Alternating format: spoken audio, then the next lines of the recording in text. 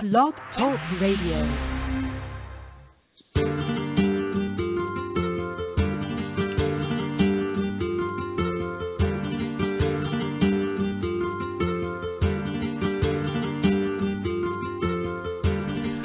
I dare not speak without first asking for permission from the elders.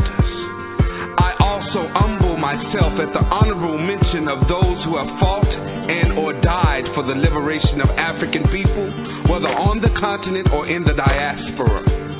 Realizing that at this present moment in time, we need them more than we ever have before. And I am not ashamed of the contributions that they have made, so I call on them. John Henry Clark, Dr. Ben, Queen Ashantiwa. If you are not ashamed of what they have done for you, then call on them. Khalid Muhammad, Malcolm X, Nat Turner. If you are in need of the power and strength that they possess, then call on them. Ferguson, Denmark, BC, Gabriel Bosser. If you are in need of encouragement and guidance from them, then call on them. Robert Williams, King Hannibal, Queen Ashantiwa, Nefertiti, Ashe, finished. Ashe.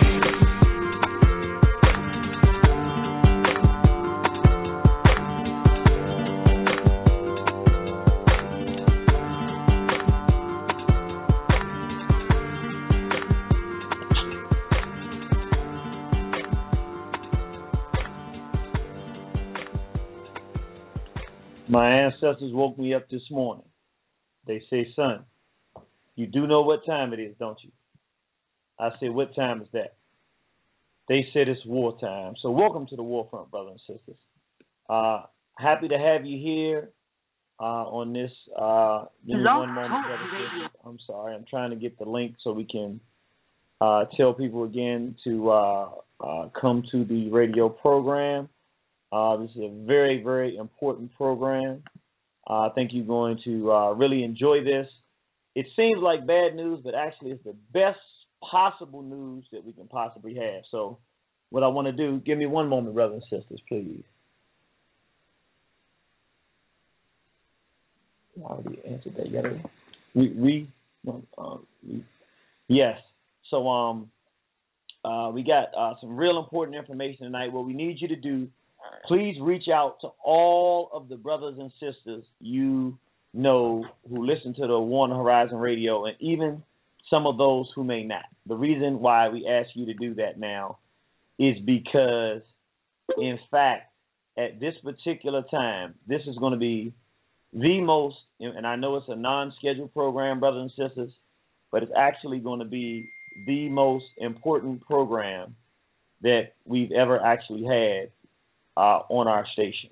And I'll tell you why as we continue to talk. But it's very, very, very important that we have everybody possible tuning in. We really, really, really, really, really, really need this because this is the biggest moment in the history of not just War on the Horizon, but in the history of everything that we have been standing for. And this is the most pivotal moment in the history of our race at this time. And what I mean by that, I know that might sound a bit extreme, but let me tell you, we're in the best of time. What we have occurring now, right as I speak, is the pendulum, where the pendulum begins to swing, and the decisions of whether or not we are going to be serious about doing anything for our racial survival, this is where it happens, brothers and sisters. It's not tomorrow. It's not next week. It's not weeks from now, months from there. We're finally at the crossroads, brothers and sisters. I want to explain what I'm saying, but please, I want you to get everybody that you know needs to be tuned in to this particular program tonight. This is it, brothers and sisters. The reason I say that is because we have not been getting the type of his movement and excitement around what we are doing as black people around our world community. We know this. We know that, every group out there has been trying to find a way to get people to understand that it's time for our people to do something. We saw what you want to call, what we called it, Hurricane Katrina, I believe. We called it the Bush Brown Massacre, and we saw that didn't get our people in the point where we say, yo, we got to do something. We've seen the Mike Brown situation, and that did get our people up off their feet, but it still didn't get where we have that permanent push forward. We do have some people doing things, but we've been waiting to totally motivate our people to want to do something in the interest of our own race. And right now, as we speak to you, brothers and sisters, as I talk to you right now, is the best of times. I'm going to tell you why I say that. A lot of times when you're trying to figure out how to gain momentum, you don't always know, you don't know what it's going to take and how to get it done. Not because, you're not intelligent, but sometimes you just don't know what it's going to take to galvanize and move people. You just don't know. Just the simplest way I can tell you, you just don't know what it's going to take. And so you do everything you can in your power to figure out what to do to change people, but you just can't seem to find a way to get momentum. And this is what's so beautiful about the time that we're in today, brothers and sisters. Excuse me. We have finally, because of our consistency of working hard and fighting on behalf of our people, we finally, after so long, figured out what it takes to move our people. How do we know that? Not just because of us moving our people, because we've finally done something that has our enemies coming out in the open and scattering all over the place. We finally got the kind of momentum where they could no longer ignore what we've been talking about in terms of black family values, black families coming together, black people working together for the freedom and independence of black people and developing black families, this homosexual agenda, this pedophile agenda. Brothers and sisters, the homosexuals are going absolutely crazy. The socialist movement, we've been doing our research. We found out that those that are, and they have a lot of blacks that are fronting for them, but the socialist movements, small hat sponsored, socialist, homosexual, Black Lives Matter groups that are being funded by the small hats have actually realized, and I'm not going to lie, it's an overwhelming feeling tonight, brothers and sisters. I can't tell you how good it feels to finally know that we are at the door of change. We've been fighting for a long time, and brothers and sisters, y'all know that Irritated Genius has been fighting for a long time. I don't have to sit here and tell you that. You know that we've been fighting to try to help our people for a long time. And honestly, it really, really does get tiring. It gets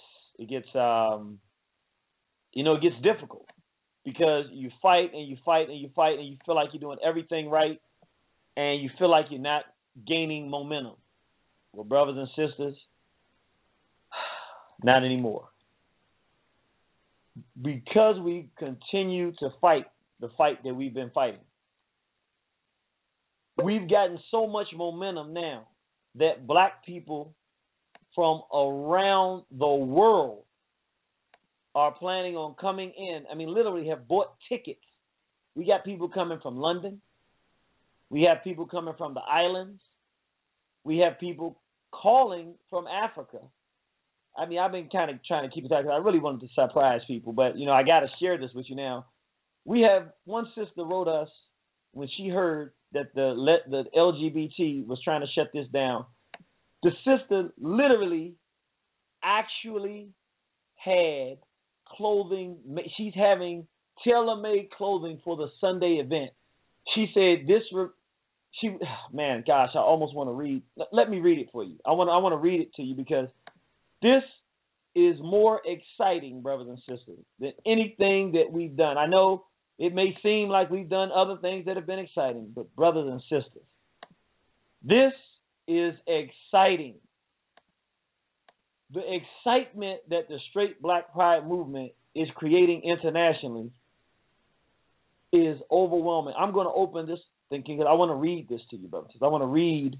This is just one. This is just somebody who happened to copy us on something that they sent to the National Black Theater in response to the fact that the homosexuals are pushing to prevent us from having this event. I really want you to read this because you to hear this because it's I was just so proud to see this, and we've been getting any number of these emails. I'm just going to read one though that I really liked. And I don't know exactly what country the sister is coming from. She definitely is coming from out of the country because she sent us an email saying, I'm coming from out of the country. And she was just totally dismayed when she found out that the LBGT were trying to turn this down. And this is the letter that she wrote to the National Black Theater. She said, I'm saddened to hear that there is pressure to cancel the Straight Black Pride Movement event scheduled in August 2015. Please allow me to explain my position. I have a grown daughter who has lost the ability to believe in anything African or black. She knows that whites stick together and black people do not. So only a fool would claim that we were the original beings and that any of our great gifts are genuine. Wow. That really hurts. She said her daughter does not believe that black people are the original people in anything that she teaches because there's no way with the condition that we're in and the fact we don't stick together that any of this stuff about us is genuine. She goes on to say, you and I know that it is true, but look at what we are faced with in the media, in the schools, in healthcare systems, and in employment. My daughter believes what she sees. Our race is dying, and we need to promote healthy black heterosexual relationships to sustain our survival. Please don't allow pressure from the LGBT groups to stop our freedom to keep the black family alive. Many youth are empowered to come and show support for black family, black decency, and black pride. We are not begging for political persuasion. We simply miss each other and want to enjoy international communication. Please don't be pressured into canceling this beautiful event.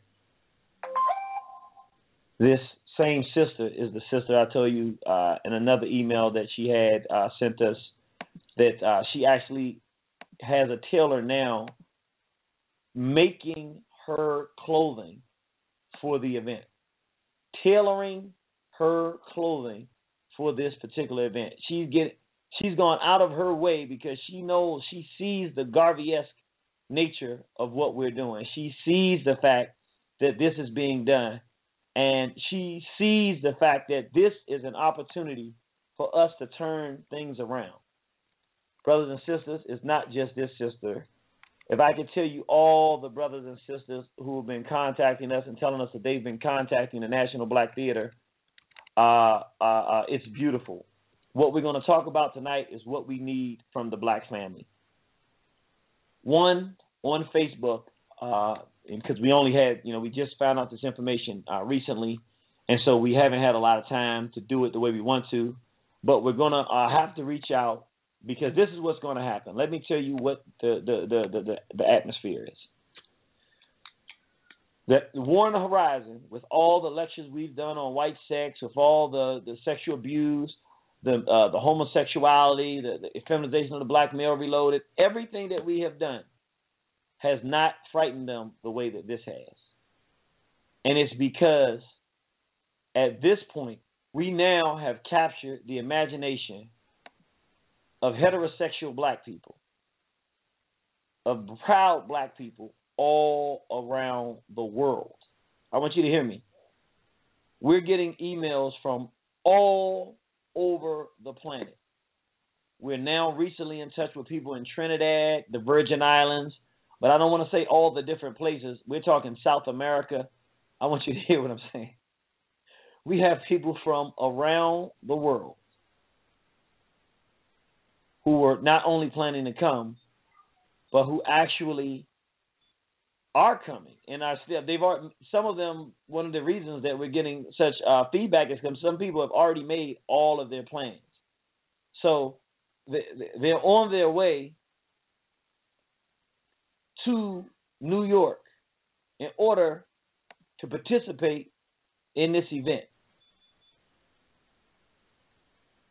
And the homosexuals obviously have been paying attention to what we've been doing and now see the type of momentum we're getting internationally.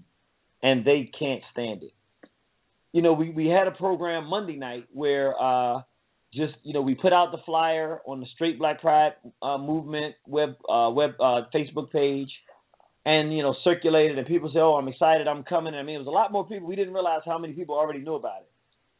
But all of a sudden, we got bombarded with individuals. I'm going to throw out a name because I want people to investigate this individual, because this individual, from what we saw, was the first individual who started this attack. His name was Lumumba Bandele. If you go to Facebook, his name is Lumumba, Lumumba Bandele. Lumumba, and let me put him in here. And he's out of Brooklyn, New York. And he was the first person to come on and start coming as if he's coming from the African-centered perspective. But it is obvious to us that he represents some of these socialist interests. And he began to attack our platform. This is not Pan-African, it's divisive, blah, blah, blah. And we said, well, brother, your name is Lumumba. Patrice Lumumba was married. He was Straight Black Pride. So Patrice Lumumba, the name you're wearing, and Bandele, these are African names, all steeped in tradition of man and woman being married, brother. He said it's not revolutionary, so we start going down the line of revolutionaries. Patrice Lumumba was married. We told him, Thomas Sankara was married. We said Robert F. Williams was married. John Jack Dessalines, all of them were straight, black, and proud. Harriet Tubman was married. And you're wearing the African name Patrice Lumumba. And if you are going to be against black people being married and having families in black culture, then, you shouldn't be wearing an African name. And so, we went back and forth a little bit, but we realized, okay, we can't convince this individual. Shortly after that, brothers and sisters, it was a complete assault from all different types of groups. These were not random individuals finding out. This was an orchestrated assault. We're firmly convinced with the information that we're getting that the white socialists are backing them. The small hats. And what we know for sure is that the platform has gotten out to people, and the homosexual community is organizing to try to destroy the Straight Black Pride movement before it grows. Impossible to do, because I really don't think they realize how bad a mistake they made, because we have thousands of supporters around the world. So it's not going to be just as simple as turning this thing off like this. Now they've said to everyone out there in open fashion that the homosexual vanguard is anti-black family, anti-black consciousness, anti-black nationalist. They're completely against the full platform and everything that we stand for as black people. And they're directly going against the Pan-African community, because a lot of the people involved in the Straight Black Pride movement are historical Pan-Africans. Not all. We have Muslims, we have Christians, we have Hebrew Israelites. We actually have a lot of different variations of groups who are part. But at the same time, a lot of us, myself, are historically Pan-Africans. What does that mean? That means that the homosexual movement now is so bold that look, it's so interesting. We talked about the fact that this assault on black people would not stop in the Christian church. Even though we were talking about the murders that happened, we were linking that the whole assault is against black heterosexuals. You remember, we just did this program. that there's an assault. In fact, if you go on the One Horizon website and you go to the war room for the month of July, what you'll see is that we talked about that there's a homosexual war against heterosexuals. Well, now what we're realizing is that, yeah, there is a war, but it's multifaceted. So that, actually, we did talk about that on the program. Police are attacking heterosexual black people. All heterosexual black people are under assault. What we did, and it was largely, I mean, it was on purpose, but by accident at the same time, by creating a platform that put our differences as black people aside and focused on what we have in common. The fact that we believe that we're straight, the black man should be the black woman, and that we should be black, that we should date within our race, and that we should have pride and dignity in the people that we are and stop acting the way the Europeans depict us. The fact that we did that and put something together that does that and put it out here on this platform at this particular time is completely ordained. Because now black people have an alternative that doesn't require them to change their religion or their politics, but allows them a safe space to organize and convene and discuss the development of the black community without having to be bombarded by the homosexual agenda. That space is called Straight Black Pride. When we were defending the interests of the race with One Horizon, our focus was educating our people to the assault. But what happened, brothers and sisters, what happened is that we realized we had to build something, and we said, well, how do we build something? And I can't even give that credit to One Horizon. The brothers and sisters from around the country, around the world said, we got to build something. What platform do we need?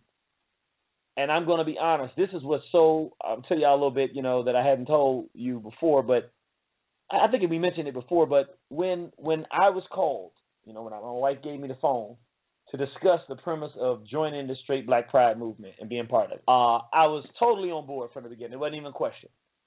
But when the brothers and sisters said, we want you to be the face of it, my initial instinct was no. Matter of fact, I didn't initial instinct, I said no. And the reason I said that, I said, I'm a way too controversial figure to be at the front of this, because this could give you negative publicity, and you could suffer negative consequences behind this. But what they said was, the reason that we want you in particular to be the one that represents the movement is because we know what your position is against the homosexual agenda. And they said no matter how polite and respectful this movement is about the work that we are doing, the homosexual LGBT community is going to attack us. So I told them I don't think that that's true, because they don't ever attack One Horizon. And they laughed at me, and we went back and forth, but they said, well, if it's not true, brother, would you take the position? And I said, you know what? If you all are comfortable with the fact, you guys know how I am. I'm very outspoken about people. I speak out. They said, we already have considered the risk of having you and as the head of One Horizon, as the lead spokesperson for the Straight Black Pride movement. We've already considered the pros and cons.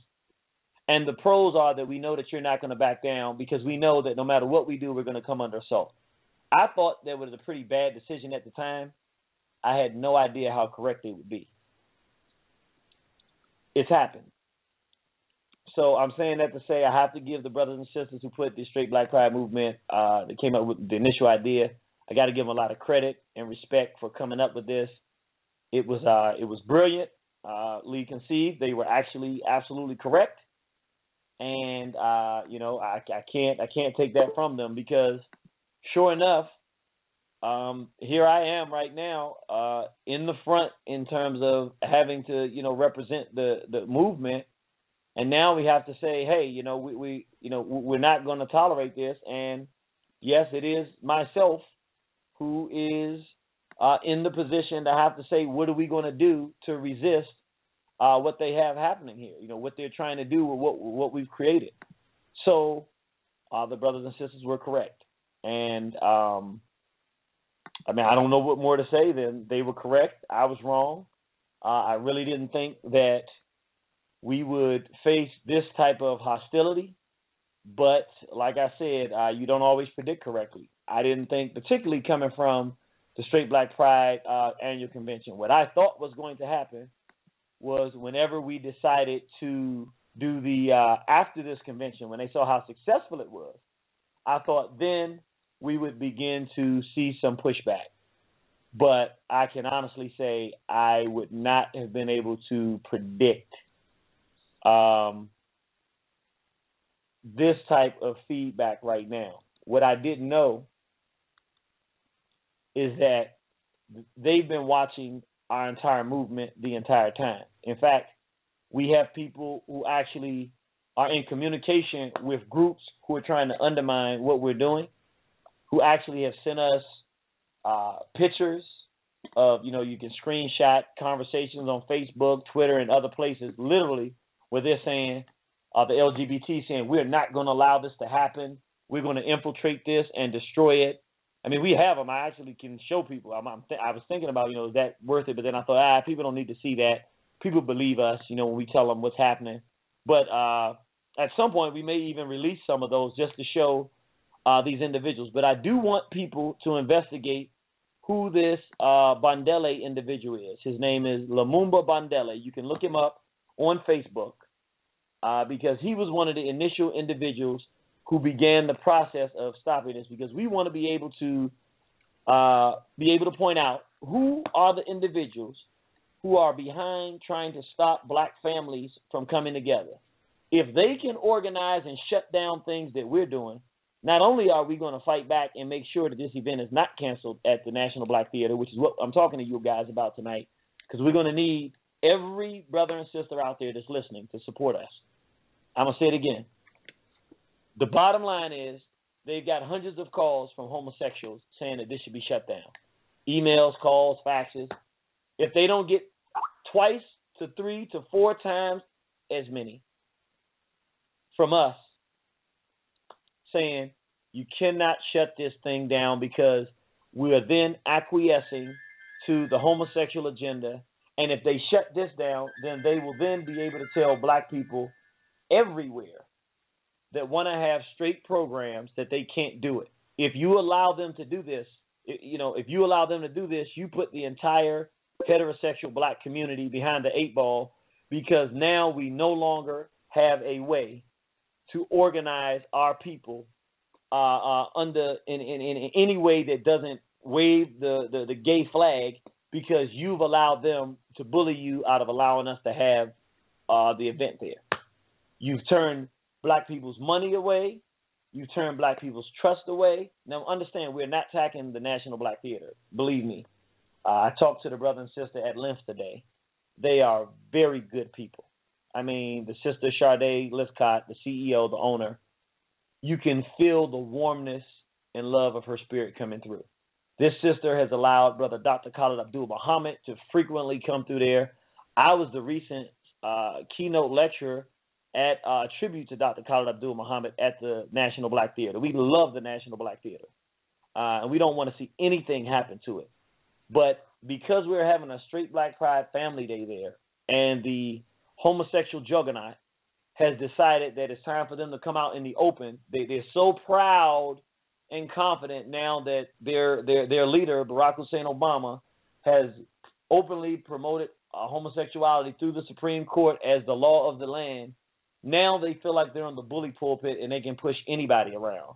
So now they've decided, hey, we're going right up here to the National Black Theater, and we're going to tell them, you're going to shut your doors or you're going to cancel this event. And I know there may be some economic considerations there. I know that there are some political considerations there.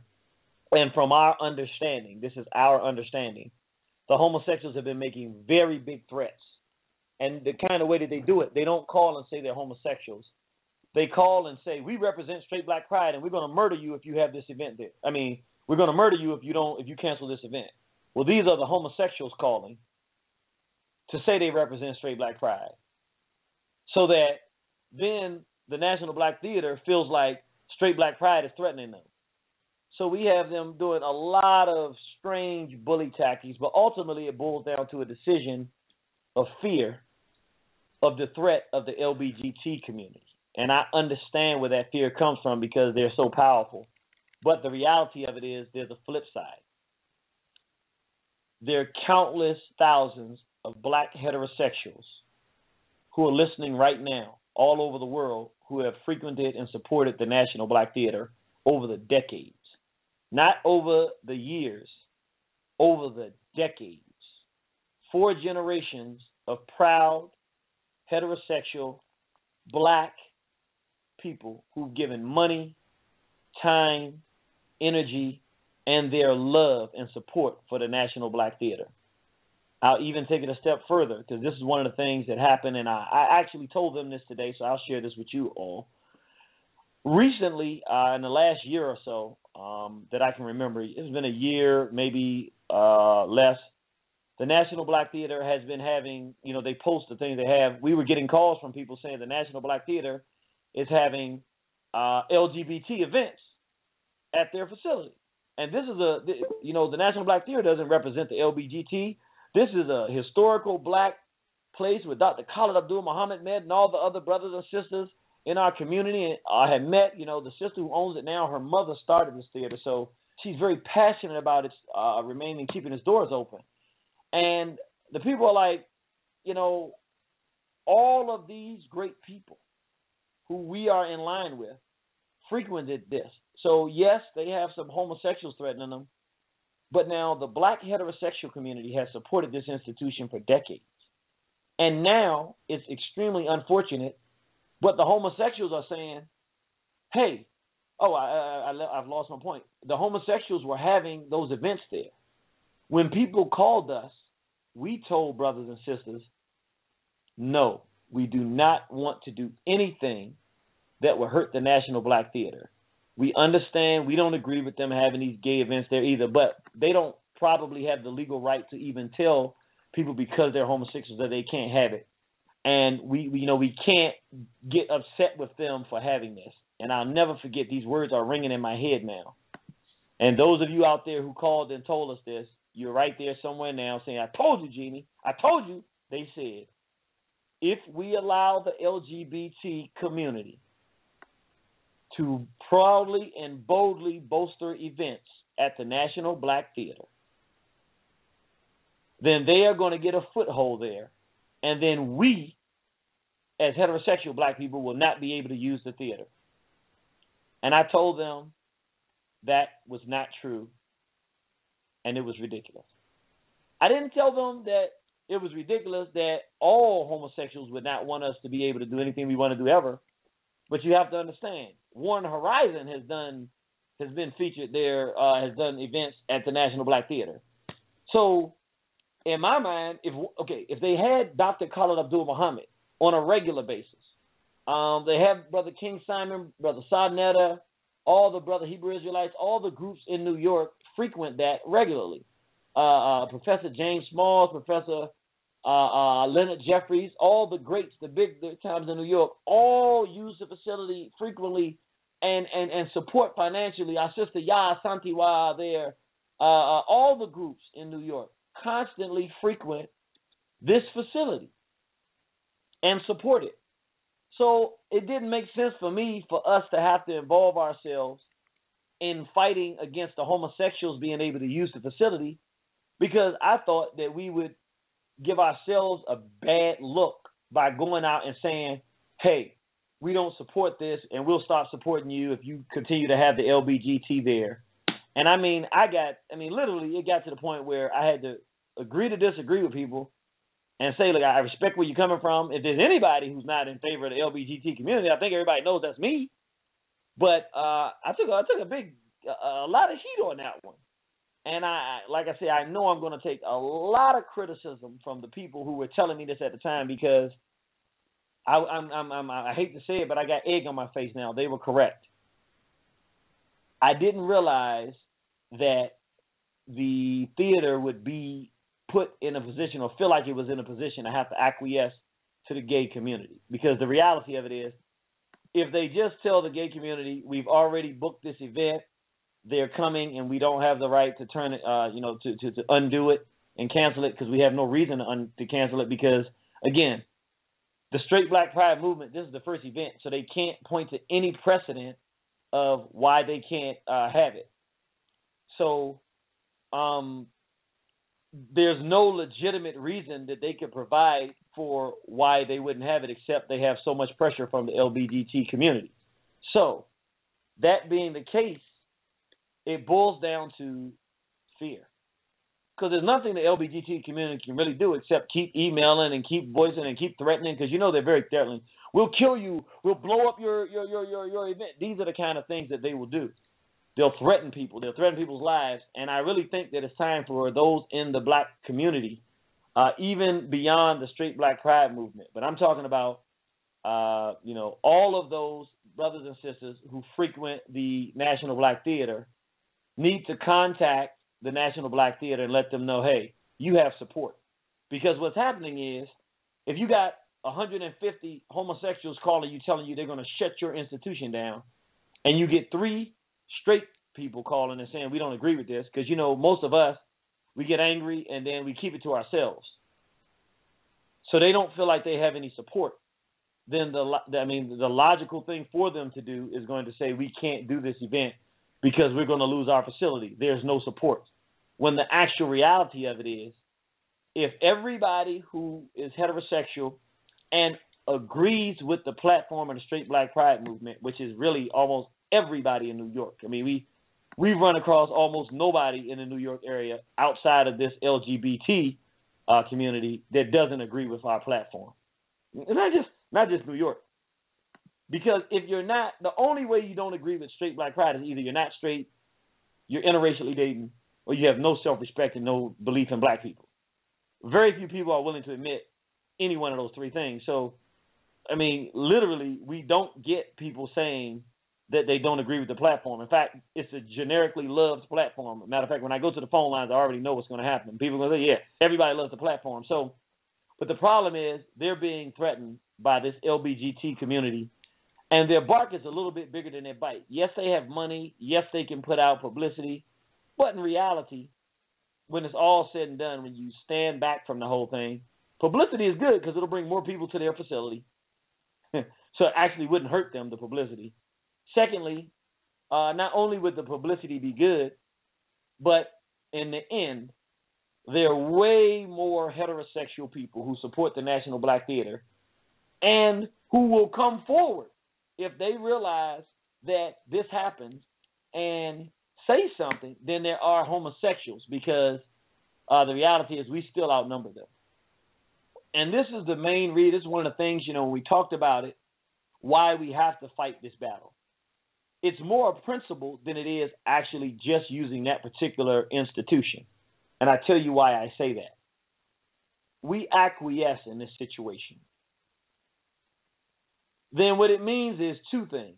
Anywhere that the Straight Black Pride movement decides that it wants to go to organize and have an event, the homosexuals will just say, well, we know what to do now. We just go and bully folks and tell folks they better not do it, and they won't be able to have an event, which means they literally will try to shut the movement down by preventing the movement from being able for black people to bring our families together to meet.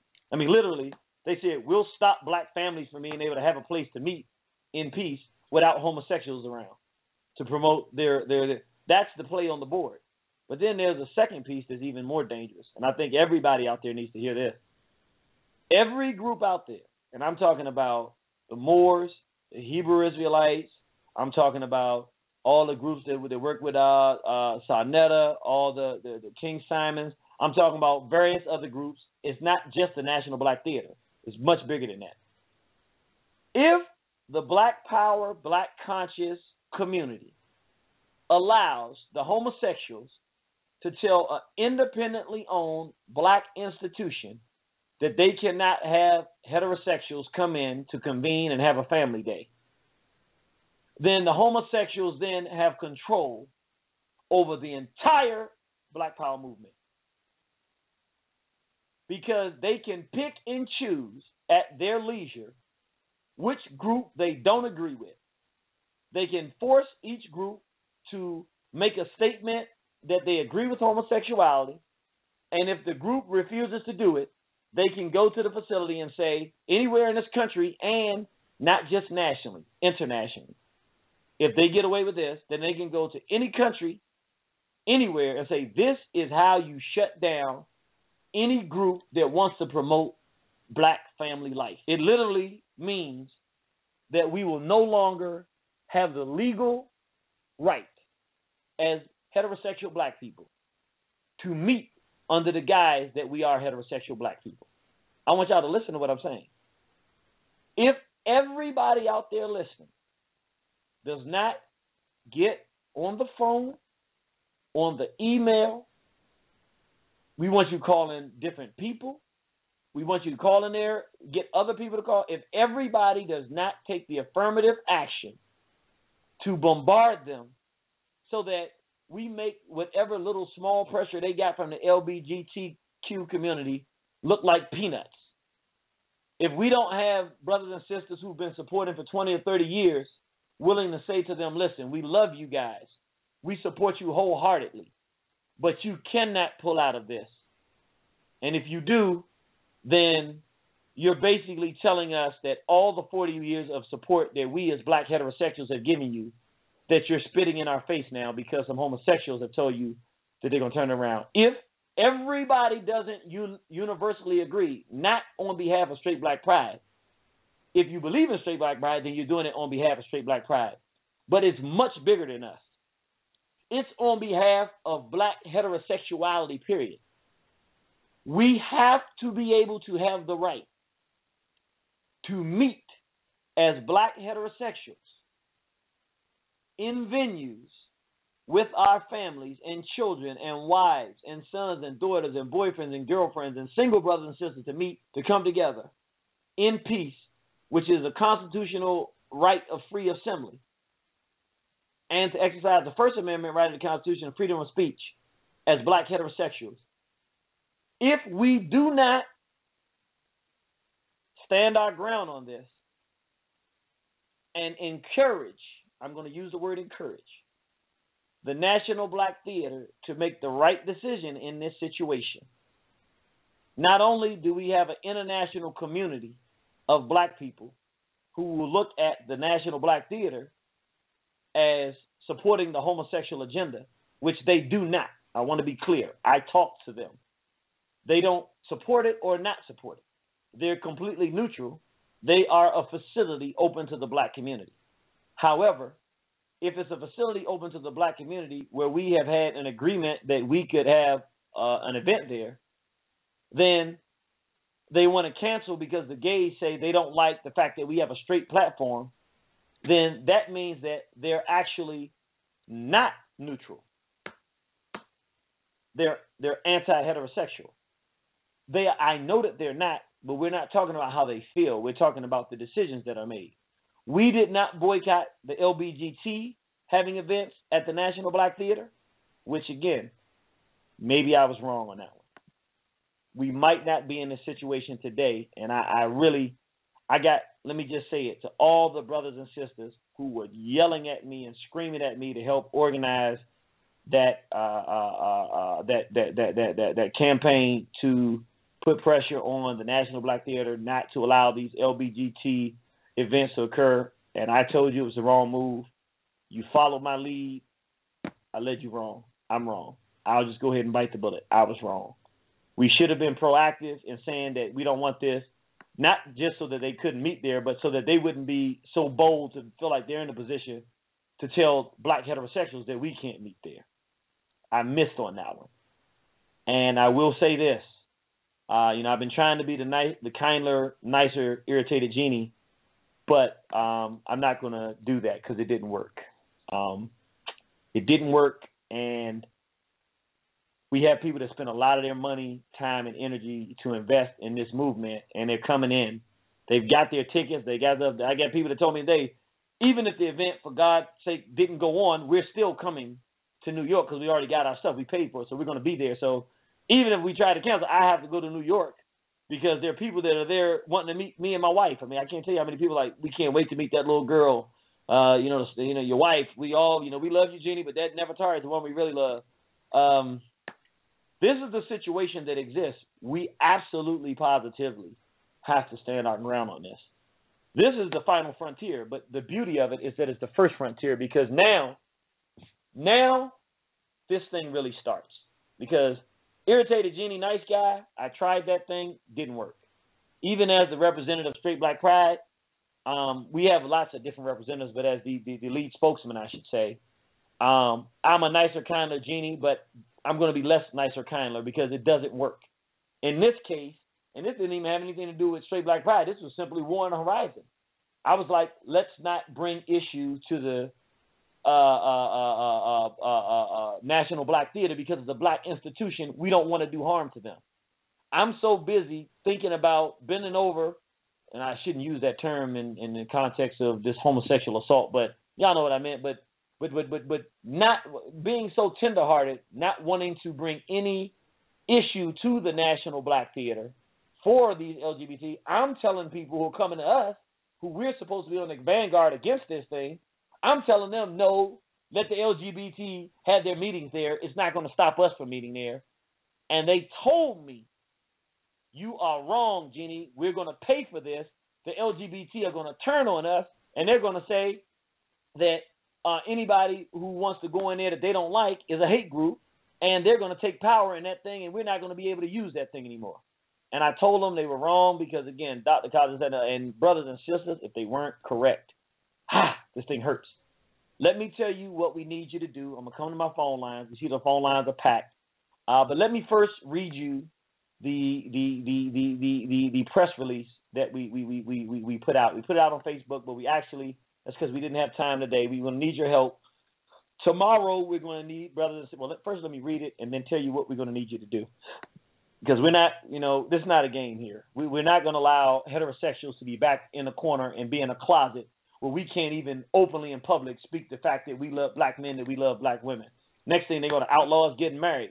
We can't be intimate with our women. They're going to take us back to slavery. We can't even pick our own wives and husbands no more. I mean, this is outlandish, brothers and sisters. Let me open this and read it to you. This is the press release. That we put out. And we don't want there to be a place in the black community, in the black world, where this doesn't exist. Let me read it to you, brothers and sisters. All right. To all members of the Black World family, the Straight Black Pride movement is an international black movement designed to promote the growth and development of strong black families throughout the world.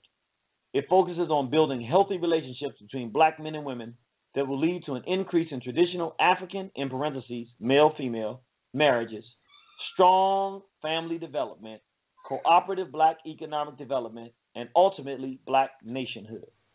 Our first international convention is scheduled to be held in New York City the weekend of August 22nd and 23rd, 2015. On Saturday, August 22nd, we will have a Black Family Day in Prospect Park in Brooklyn, New York. On Sunday, August 23rd, we're scheduled to have our first international convention in Harlem, New York at the National Black Theater. We are writing to inform all interested parties about the recent set of events that have occurred surrounding our launching. The LGBTQ community is aggressively putting pressure on the National Black Theater, an historical black-owned and operated institution, to cancel our event. It is our understanding that the LGBTQ community is threatening to remove all of its support from the theater unless they cancel the first Straight Black Pride Movement International Convention. The pressure from the LGBT community has been so aggressive that the National Black Theater has acquiesced and notified us of their intent to cancel our Black Family event. The irony is that the National Black Theater has had any number of openly LGBTQ events at their facility in the recent past, and the heterosexual black community did nothing to prevent them from peacefully gathering and spreading their message and beliefs. However, when black heterosexuals decided to gather and promote black family values and culture, the LGBT community rallied together to pressure a black-owned and operated institution in the black community to discriminate against our rights to use the same facility. In addition to attacking the livelihood of the National Black Theater, the LGBTQ community is intentionally misrepresenting the Straight Black Pride movement platform throughout social media. They openly attacked our Black Lives Matter campaign and launched a national campaign to slander our movement and prevent us from being able to meet in public facilities. Our movement was called a hate group, and someone even stated that whoever created the Straight Black Pride platform should be burned alive. Apparently, the LGBTQ community believes that the heterosexual black people who believe in black marriage and traditional black family structures do not have the right to celebrate our culture in public. We believe that this is a direct assault on the rights of black heterosexuals everywhere.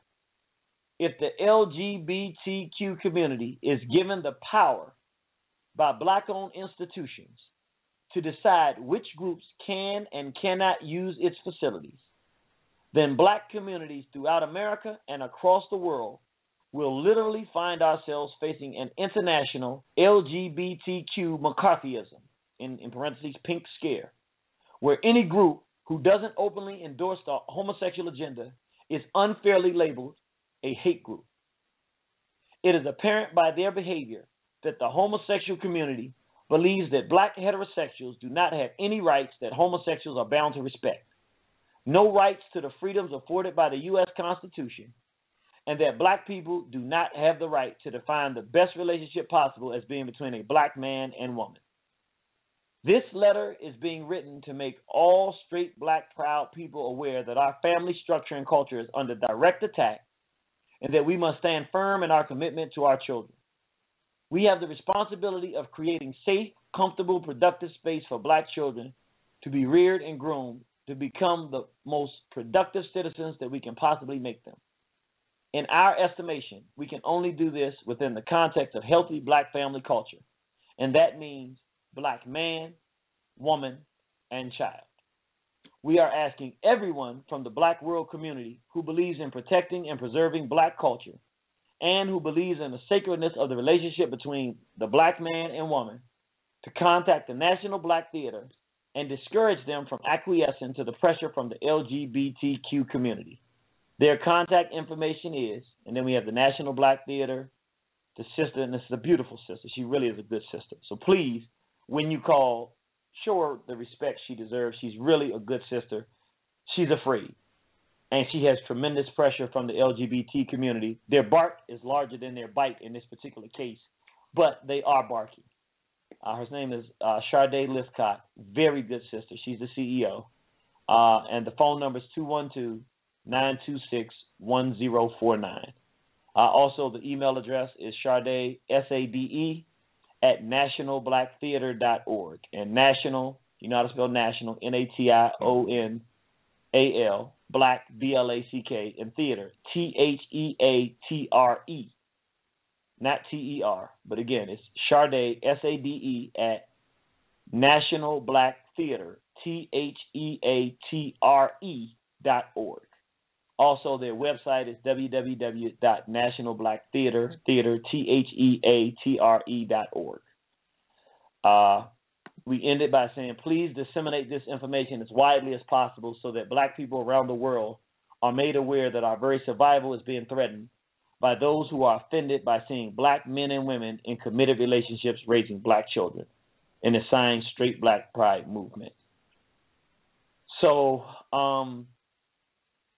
what we want to do, brothers and sisters, this is what we need people to do because, and actually we didn't date this originally. What is this? July 9th. This is a historical day, a moment in time, brothers and sisters. July 9th, 2015. Don't you forget it. This is what we need from you, brothers and sisters. And somebody just asked me to post the National Black Theater information right on the Facebook wall to make it simple because it's inside. If you go to the Facebook, you can actually see the, let me see, give me 1 second. I'm going to just go ahead. Contact. Give me one moment, bro. I'm going to do it right as somebody asked. They said, please put the contact information on the wall so that everybody can see it directly. So we'll just put it right there. And let me just say that I do need to say this. The sister is such a good sister, and the brother that worked there. This is the one time I've ever been in a situation where I'm forced to do something where there's a conflict where I feel bad about doing it. This is a good sister, and this is a good brother who run this facility. As God is my honest witness, I wish they weren't in the middle of this, but there's no way for me or anyone else to pull them out of the middle because the homosexuals went to them and asked them to prevent us from having something that we had already agreed to. And they're acquiescing not because we've done anything wrong, but because the homosexuals are saying you must acquiesce. And it forces us, there's no way around it, to say we can't allow this to happen. But I do want you to remember, please be respectful to the brother and sister. We have to be clear we can't allow this to happen, but you got to be respectful because they're really very, very good people. Let me just do this. So I'm putting it on my Facebook wall. So because we have the press release and it's in there, but this will just be right there where people can see it and have all the information that you need to contact to continue the Fake Black Pride Movement first annual convention. Okay, so now we have it on our Facebook wall, brothers and sisters. Give me one moment so that everybody can see it. So we just posted it. So now it's much easier to take a look and see. We have the contact for the national to continue. We need people to call. You just heard what we did. This is what we need you to do, brothers and sisters. This one time I'm going to say this is real talk here. We got folks out there that saying, hey, if you didn't do what we asked you to do, did you let us down? I'm going to let you know the truth. I already know you're going to do it, so I don't have to do that because when we asked you to go to the Facebook wall, we saw what happened. They got back down and had to run and leave because they got smoked. I mean, they got so inundated with good, beautiful pictures of straight black pride people and people saying, we're not about this LB, that they had to run and they got overwhelmed. So we know what you're going to do, but I want you to hear what I'm saying. They have money. They pay people to call. They pay people that might not even agree with their position to call and fax and email and send things. We need you to be mature. We need you to be direct and respectful, but at the same time firm. You got to ask the question, what did the Straight Black Pride movement, this is not War on the Horizon. We can't put this on Irritated Genie or anybody else. This is a movement that is encompassing all of us. What did Straight Black Pride movement do for you to cancel this event? And there is no honest answer they can give. The only honest answer they can give is that Straight Black Pride did nothing. It was the LGBT community who came out on Facebook and said, we're going to shut you down. We're going to call the National Black Theater and we're going to tell them that we're going to shut them down if they allow this event to occur. And the pressure has been so great from that side that the good people at the National Black Theater feel that the pressure is overwhelming. Well, brothers and sisters, if they are not made clear from an international perspective, that means my brothers and sisters who are in Canada, my brothers and sisters who are in Europe, and I mean this is Thursday, between Friday and Monday, if they don't have over 1,000 emails, polite but firm, we cannot cancel this. We are on our way. Here's my ticket information. Let me show you that I purchased a ticket. Let me show you. Let me show you my hotel accommodations. Let me show you where we got this bus to go. Had a brother call me up, irate. Say, brother, we've already paid for the bus and paid our deposits. And I think initially the brother thought that it was a mistake that we hadn't got the facility booked. And when I told the brother that it wasn't that we didn't have the facility booked, but that the homosexuals said that we can't have a straight event at this facility. They asked me, do the homosexuals own the facility? I said no. The people who own the facility are some good people. And believe me, that was an argument because I couldn't convince them there was anything good about some folks that would let homosexuals stop a Black Family Day. But I told them it's the pressure. And they said, there's no way.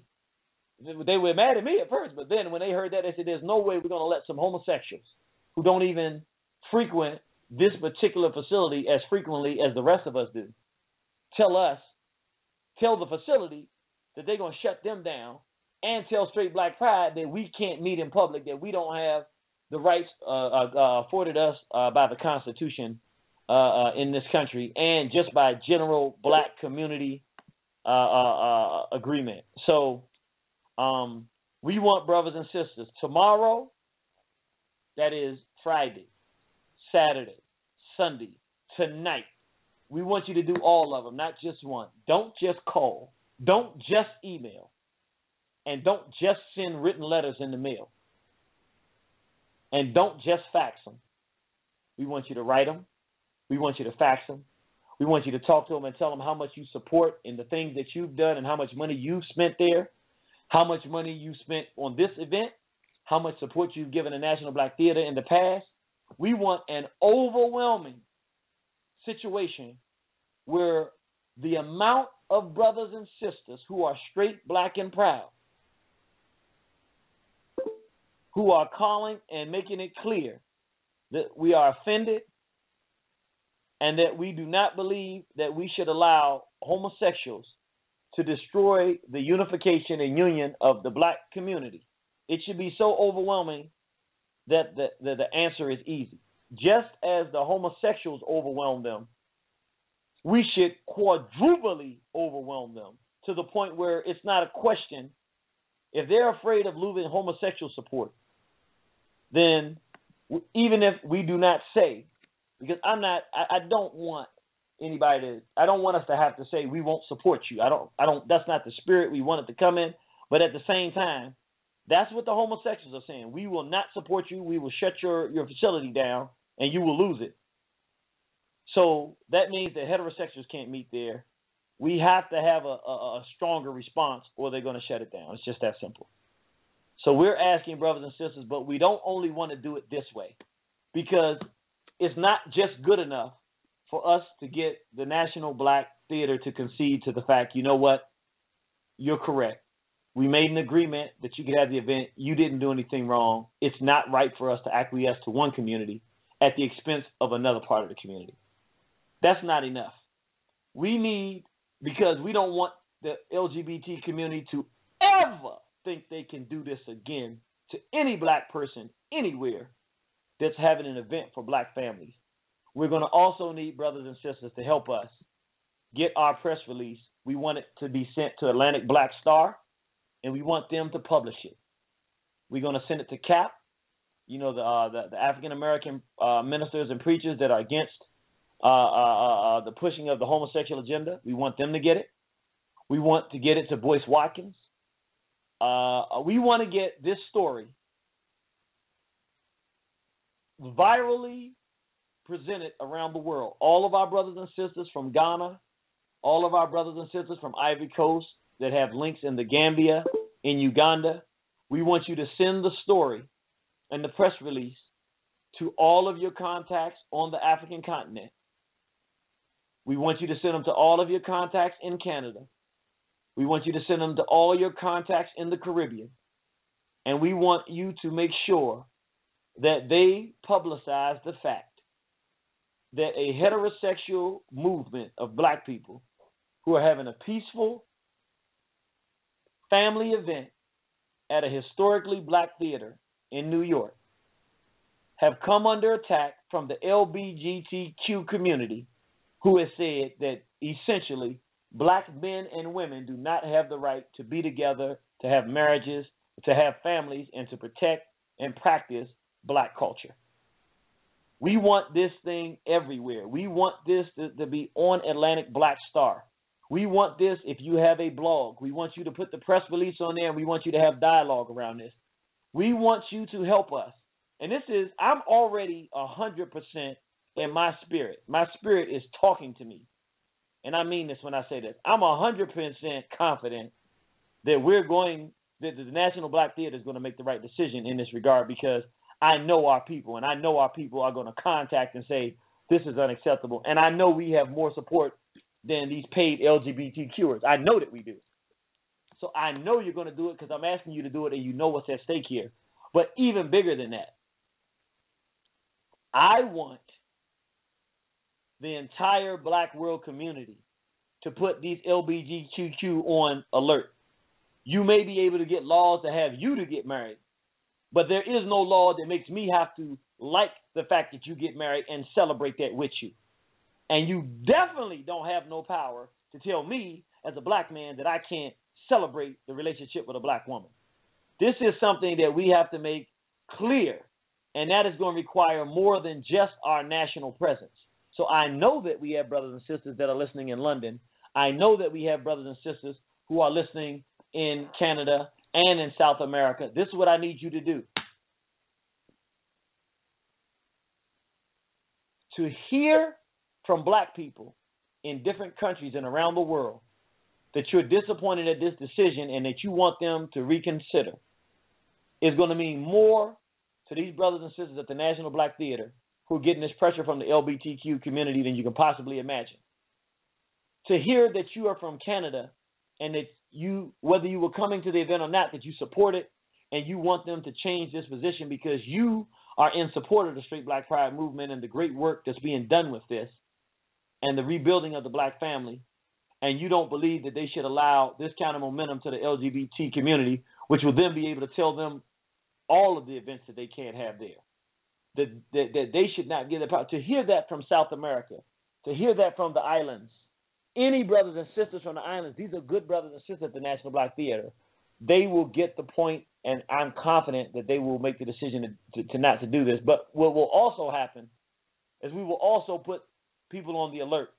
LGBTQ, you better have a different approach because the bully approach ain't going to work.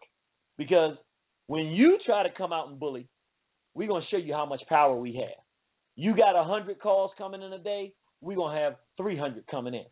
You have people at high levels writing on your behalf. Wait till you see the attorneys that we'll have on our behalf. Wait till you see the people who have families and churches that we get behind us on our behalf.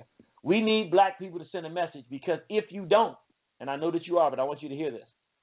If you don't help us support the position of backing them down on this, brothers and sisters, it won't be 3 years' time before, if you do not openly endorse and say, we support LGBT, you will not be able to meet in a facility. Literally, you will have to sign something saying that you support the LGBT before you can rent a facility. This is the position we are about to put ourselves in if we allow them to get away with this. But I have tremendous confidence in you, brothers and sisters. And I know that the international straight black pride community is going to respond. We even need letters. It is very important to write letters on letterhead from people so they can understand we don't just represent everyday brothers and sisters who are going to work and coming back. We represent organizations. We represent institutions. We represent the full collective of straight, black, proud people internationally who have every right to exist and to proudly exist without being interrupted and disturbed by this very hostile and hate-filled community called the LBGT community. Lesbian, gay, bisexual, transgender, and queer community that's being financed by whites, spearheaded by black-skinned individuals who are trying to prevent us from promoting our traditional family values and culture. Brothers and sisters, I'm about to come to my phone lines, and what I want to hear you tell me is that not only are you going to help us get this to Atlantic Black Star and all the other major black media outlets, there's an African media outlet, African Globe. We want it on African Globe. We want you to commit to doing each. Email, phone call, and if you have the time, a written letter so that they can get it in the mail so that we can outdo the LB. We don't just do that. We can do it in the mail. And if you need to send pics of your plane tickets or whatever you have, or if you just need to give them notice, here's the plans that we've made to come, and just tell them. Let us make sure that they are overwhelmed knowing that they have support and standing their ground from our community. With that said, brothers and sisters, we're going to the phone lines tonight. You know, when we come in here on One Horizon, we have a basic policy, house rules. We say, praise Nat Turner, glory to Garvey, and long live the spirit of Dr. Khalid Abdul Muhammad. Again, we say praise Nat Turner, who was married to Cherry Turner. Glory to Garvey, who was married to Miss Amy Jackson Garvey. And long live the spirit of Dr. Khalid Abdul Muhammad, who was married more than one time. So all black men who love black women and all black families, we give praise to when we come here. And, of course, we don't use the N-word. We go into our phone lines, come in and tell us how much you're going to support and how you're not going to sit idly by and allow the homosexuals to push us around like they're trying to do and to destroy everything that we're working for, everything our ancestors worked for in terms of black male-female relationships. So let me go. I'm going down the line. I'm going to 1559, 3497. I'm going to anonymous caller 6789. I'm going to two anonymous callers 9522, 9934, 7129, 2922, 1249, 7901, 5209, 6714, and we're going to keep it going. Let's come on in here. 1559. Praise Nat Turner. Glory to Garvey. Long live the spirit of Dr. Khalid Abdul Muhammad. Indeed. Praise, praise, praise Nat Turner. Glory to Garvey. Long live the spirit of Dr. Khalid Abdul Muhammad. It's your girl Keisha.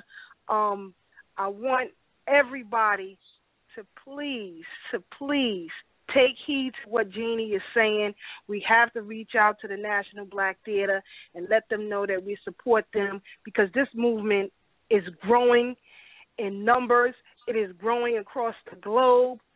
On top of that, this will be a clash of the Titan. It's about saving yourselves. This is an assault using white supremacy to keep us in the conditions that we are in. I want to let y'all know also that with the LBGT community or whatever they want to call themselves, this is an act of treason because this falls under the guise of badges of slavery. When the 13th Amendment was ratified, that included all badges of slavery. So we didn't come to these shores in a homosexual mindset. That was pushed upon us when we came here. So they are in violation of the 13th Amendment, which is why we have to file a class action lawsuit, whether we are part of Straight Black Pride or not. Just being under this badge of slavery, which is LBGT, it violates the 13th Amendment. We have to be critical and understand the legal premise of how this is working. See, it's just not a bunch of homosexuals out there ranting and raving. They understand the legal premise, and we have to know exactly where it is that we stand in this fight.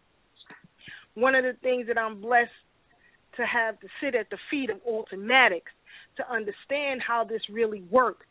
White folks only speak two languages. That's military science and legalese. You can rant and rave all you want, but we have to understand the legal premise, and this is a military attack against us. This is military, and we don't understand that. We get into things emotional, which is why Straight Black Pride is very poignant in this movement, because any and everybody who loves themselves and love black union can be a part of Straight Black Pride. This right here is a counterattack. It's the antithesis of white supremacy. So this is why they're calling a National Black Theater. They don't want this to happen, but the problem is we don't do that. We don't come out in force and make phone calls. We don't call our politicians and say, you know what, we're having an event. We paid for the forum. We are now under assault. You as a representative, whether it be a city council, whether it be the congressional area, whether it be your governor or your mayor, we are under assault by legally licensing this place for this particular day, and now we're under assault. Not only we are under assault, but the owners of the National Black Theater are under assault. So this is a direct confrontation, and we have to meet it head on. We have to understand the legal premise, because it's not just about black love and black marriage. And Jeannie mentioned earlier that we should have the right to marry and love our own.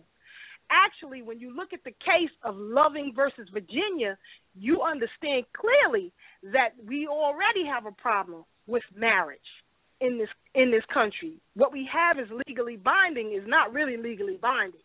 So this is why they can come out and assault us and not worry about the pushback. When you don't have a political power behind you, they got President Barack Obama. So they have that political clout. They have the financial clout. We have to understand how the game of chess works in this. We have to reach out not only to the National Black Theater, but as I said, find out who the council person, find out who the congressperson for that district is, and flood their phones with calls that, listen, we voted you in office. If you're an African, you voted these people in 98%. Because we are the dominant culture here in New York City. So you already voted them in as the majority, right? So as your right, you have to pick up that phone and send those emails to those political persons who you put in office to represent you just the way this other community does. You understand what I'm saying? We have to be forceful in that. And on top of that, what saddens me is that in our movement, Black Power, Black Pride, whatever you wish to name it, the problem that I see is that we don't have competent and zealous attorneys to be with us to fight for us. We don't have that. We don't have that. Other communities understand that whatever movement you want to do or whatever organization you wish to form or whatever business you wish to form, you must sit down with an attorney first so that you can see through clearly this legal maze that they have for us. It is very different for us, people of an African hue, or how we must operate out here. And this is why we continue to get tripped up. This is why our movements continue to be compromised. And now, not only do we have this homosexual assault, brother, we also have a violent assault. So I'm just saying that we have to be very clear and put the emotions to the side and look at this from a legal perspective and from a military perspective so that we know exactly and clearly what we're doing. You cannot not reach out to your political counterparts who you voted in office, because that is what other communities do. So I'm telling you all, Jeannie posted the information on the Facebook page. It's there. Post it to your pages and keep forwarding it. On top of those congressional officers, post it to their pages as well, or inbox them and let them know, you know what, we pay for this arena. We are not hateful. We didn't come out here saying we should kill all gay people and all kind of foolishness like that. No, we paid for the arena. Now the owners of the arena are under assault. We are also being threatened that because if we don't have this National Black Theater, they're destroying black business. That's right. When you look around Harlem, it's eaten up as it is. You understand what I'm saying? And so now they are a diamond in the rough right here, the National Black Theater. You cannot allow that to go into the clutches of our enemy. So I just want us to look at this from a legal perspective and a military perspective and move in that direction. Sister, you have said it, and I'm so happy. You know, whenever I come to New York and don't see you in the house, my heart drops. I wait, where's my sister? But boy, look, you always know a warrior because they always there when we on the battlefield. We love you, sister, and we definitely appreciate you. And I'm going to be talking to you tomorrow to see how we can get this information to some of the black press places up there in New York tomorrow. So I really appreciate you, and we love you, and we'll see you on the battlefield, my sister. I love you, black brother. All right, straight black pride. Straight black pride. That's a strong sister there. And man, look, I tell you, look, she one of those you say she might not be there when you want her, but she's always on time, right there on the battlefield. Let me go to 0329. Praise Nat Turner, glory to Garvey, long live the spirit of Dr. Khalid Abdul Muhammad. Peace and love and Hotep. I'm just tuning in, and ashe to everything that the sister just got finished saying. It's like she snapped so much out of my mouth and out of my thought process. I'm sorry, sis. We have a thing. If you could say the praise Nat Turner, glory to Garvey, and long live the spirit of Dr. Khalid Abdul Muhammad for me. Yes, praise. What is it again? I've never. This is my first time tuning in, so you gotta repeat that again. I'll work with you, my sister. Say praise Nat Turner. Praise Nat Turner. Glory to Garvey. Glory to Garvey. And long live the spirit of Dr. Khalid Abdul Muhammad. And long live the spirit of Dr. Khalid Abdul Muhammad. Come on in, sis. Talk to me.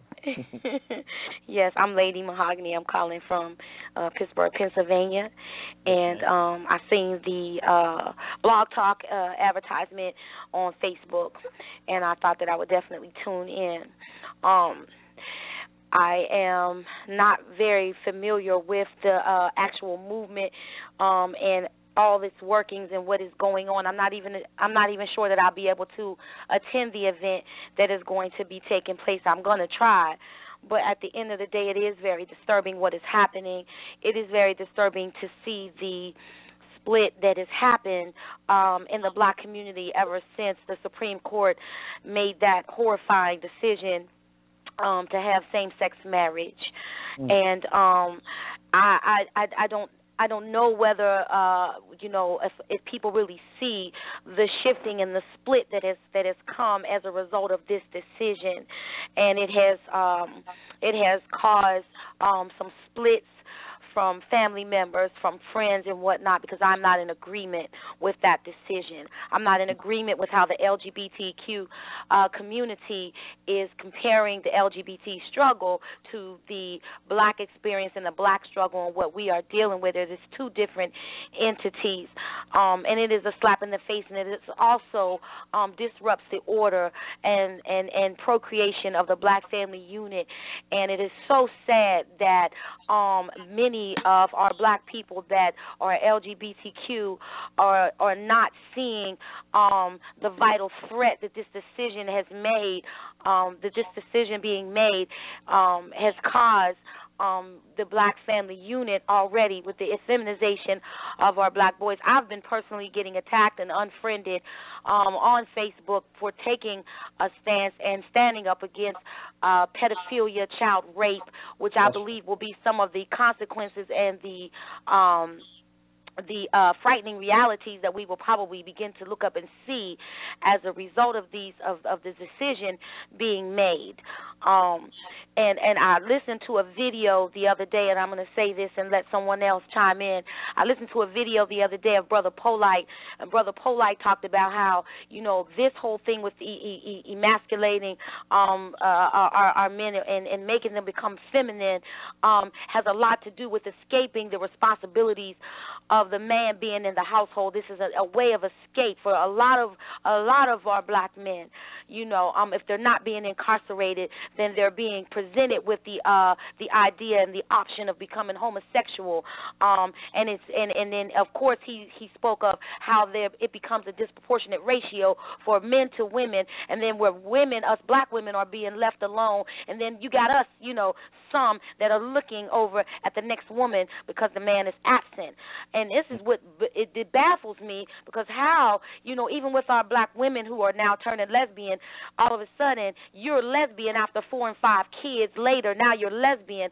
No, sweetie, what you have done is that you have chosen a lifestyle out of your woundedness, out of your hurt, and out of your pain. You understand? And so we have a crisis going on in the black community in regards to the homosexual agenda. It is bigger than what people can actually see with their natural eye, and I truly believe only third eye gifted people can really see what it is that is happening in this whole perverted agenda. Is to separate and cause further division amongst the black community. Well, sister, you hit the proverbial nail on the head. I know you said that this is your first time calling, but please make sure that this is not your last time calling, because everything you say we agree with 125%, and it's absolutely accurate. So we love you. We want you to go on Facebook and look up Straight Black Pride Movement so you can see what see what our platform is about. It's 100% directly in line with Black family, like you were just talking. And we also would ask you to please send your letter or email or phone call to the National Black Theater and tell them that, you don't think that they should allow this LGBT community to bully them like that, in support of us continuing to be able to have our event. All right, my sister? Ashe, I indeed will do that. All right. Look forward to hearing. I can't wait. That sister just found us. Wait till she starts really listening to our platform. She gonna be a regular caller. I can tell you that. That's strong right there. Let me go to Baltimore. Praise Nat Turner, glory to Garvey, long live the spirit of Dr. Khalid Abdul Muhammad. Praise Nat Turner, glory to Garvey, and long live the spirit of Dr. Khalid Abdul Muhammad. It's just Nancy. How you doing today, Jeannie? Oh, I'm doing good, my sister Nancy. Be more in the house. Yeah, I'm in the house, man. I'll just say like this. I let my actions speak. They're going to be hearing from me every day through email and phone. So, I used to work in the call center telemarketing, so I can do that all day. I really don't care if I didn't have a job. I really would. So I've been in this game for years. Yes, I know. I mean, that's what I used to do for a living. I used to be in the call center in sales, so this is nothing to me. But I have a 9 to 5, so I can't do it all day. But I will be calling them and sending letters and emailing. Thank you. We really appreciate that. We appreciate all your consistent support, and we'll definitely see you on the battlefield. All right, sis? All right. Bye-bye. All right, bye. And let me tell you, when that sister says she's going to do it, she's not talking. She's going to do it. So that's going to be a daily call. They're going to see that number and say, oh, my God, here we go again. And sister say, look, we want this event. I'm on my way up. We got to have this event. And they're going to say, they're going to become friends by the time that sister finishes with those phone calls. Let me go to 1111. Praise Nat Turner, glory to Garvey, long live the spirit of Dr. Khalid Abdul Muhammad. This is the 404 number. Praise Nat Turner, glory to Garvey, long live the spirit of Dr. Khalid Abdul Muhammad. Oh, I'm sorry about that. Praise Nat Turner, glory to Garvey, long live the spirit of Dr. Khalid Abdul Muhammad. How you doing, Brother James? Hey, man, we doing fantastic. How about you, Soldier? Oh, I'm all right. I was talking actually earlier to a brother when I heard the news when you put it out on Facebook about the show. And one of my brothers from New York, man, just to give you a nugget, he said that a lot of those events that the LBGT have at the National Black Theater is not actually individual events of their own. It's really sponsored by the New York City Mayor's office. So I was saying to the brother, well, instead of putting it out on the National Black Theater, why not call the office, the New York City Mayor's office, and let it be heard from them? You know what I'm saying? Because I think it is backed up by them, and they the one that sent them out. You know what I'm saying? But that's just throw a nugget out there for you, brother. I think what you said goes very well with what sister, what our sister Keisha said, that not only should we contact because ultimately the facility has the final say with who they let use their facility and who they don't. But in addition to that, like you said, we need to also have people that are contacting the politicians who are there to say, hey, wait a minute. This community called LBGT is trying to take away the First Amendment rights of black people in this society, and we're not going to stand by that, and we need you to do something and step in and do that, to tell this facility that it has the right to bring who it would like to bring, and that the LBGT community cannot threaten and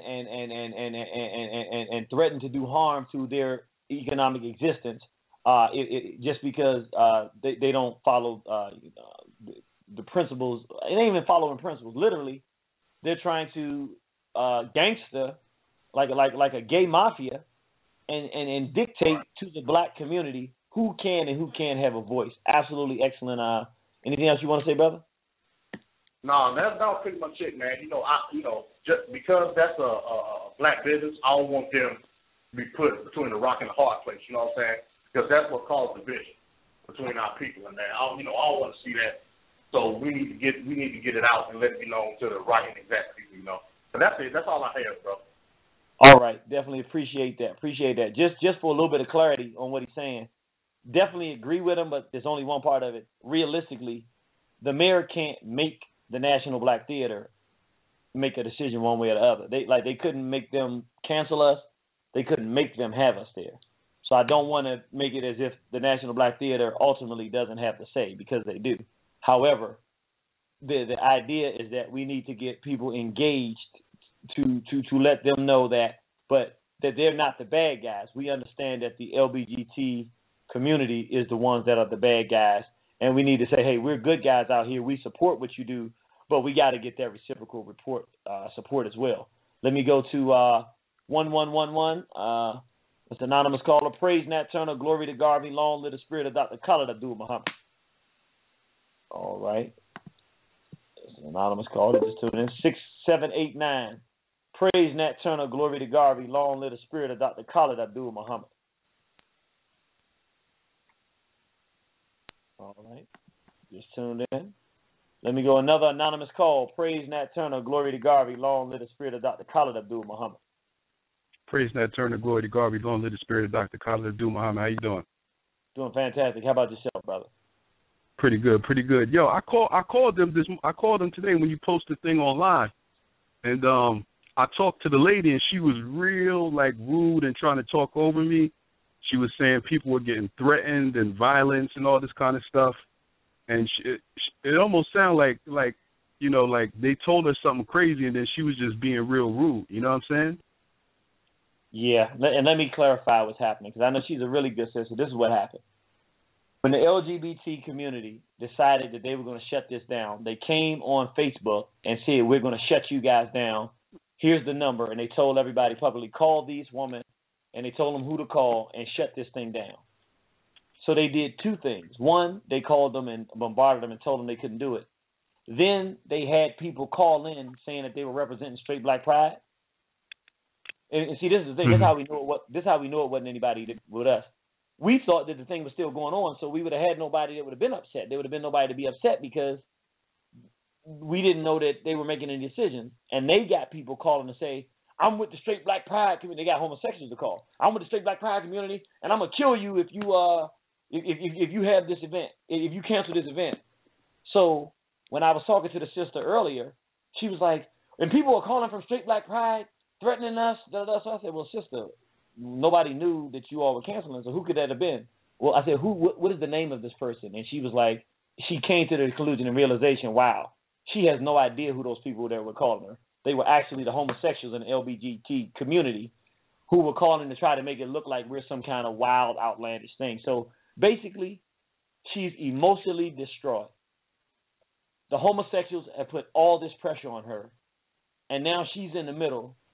And again, it's more comfortable for them at this point, if we don't contact like you did and continue to persist, to go ahead and acquiesce to the LGBTQ community than it is to acquiesce to us.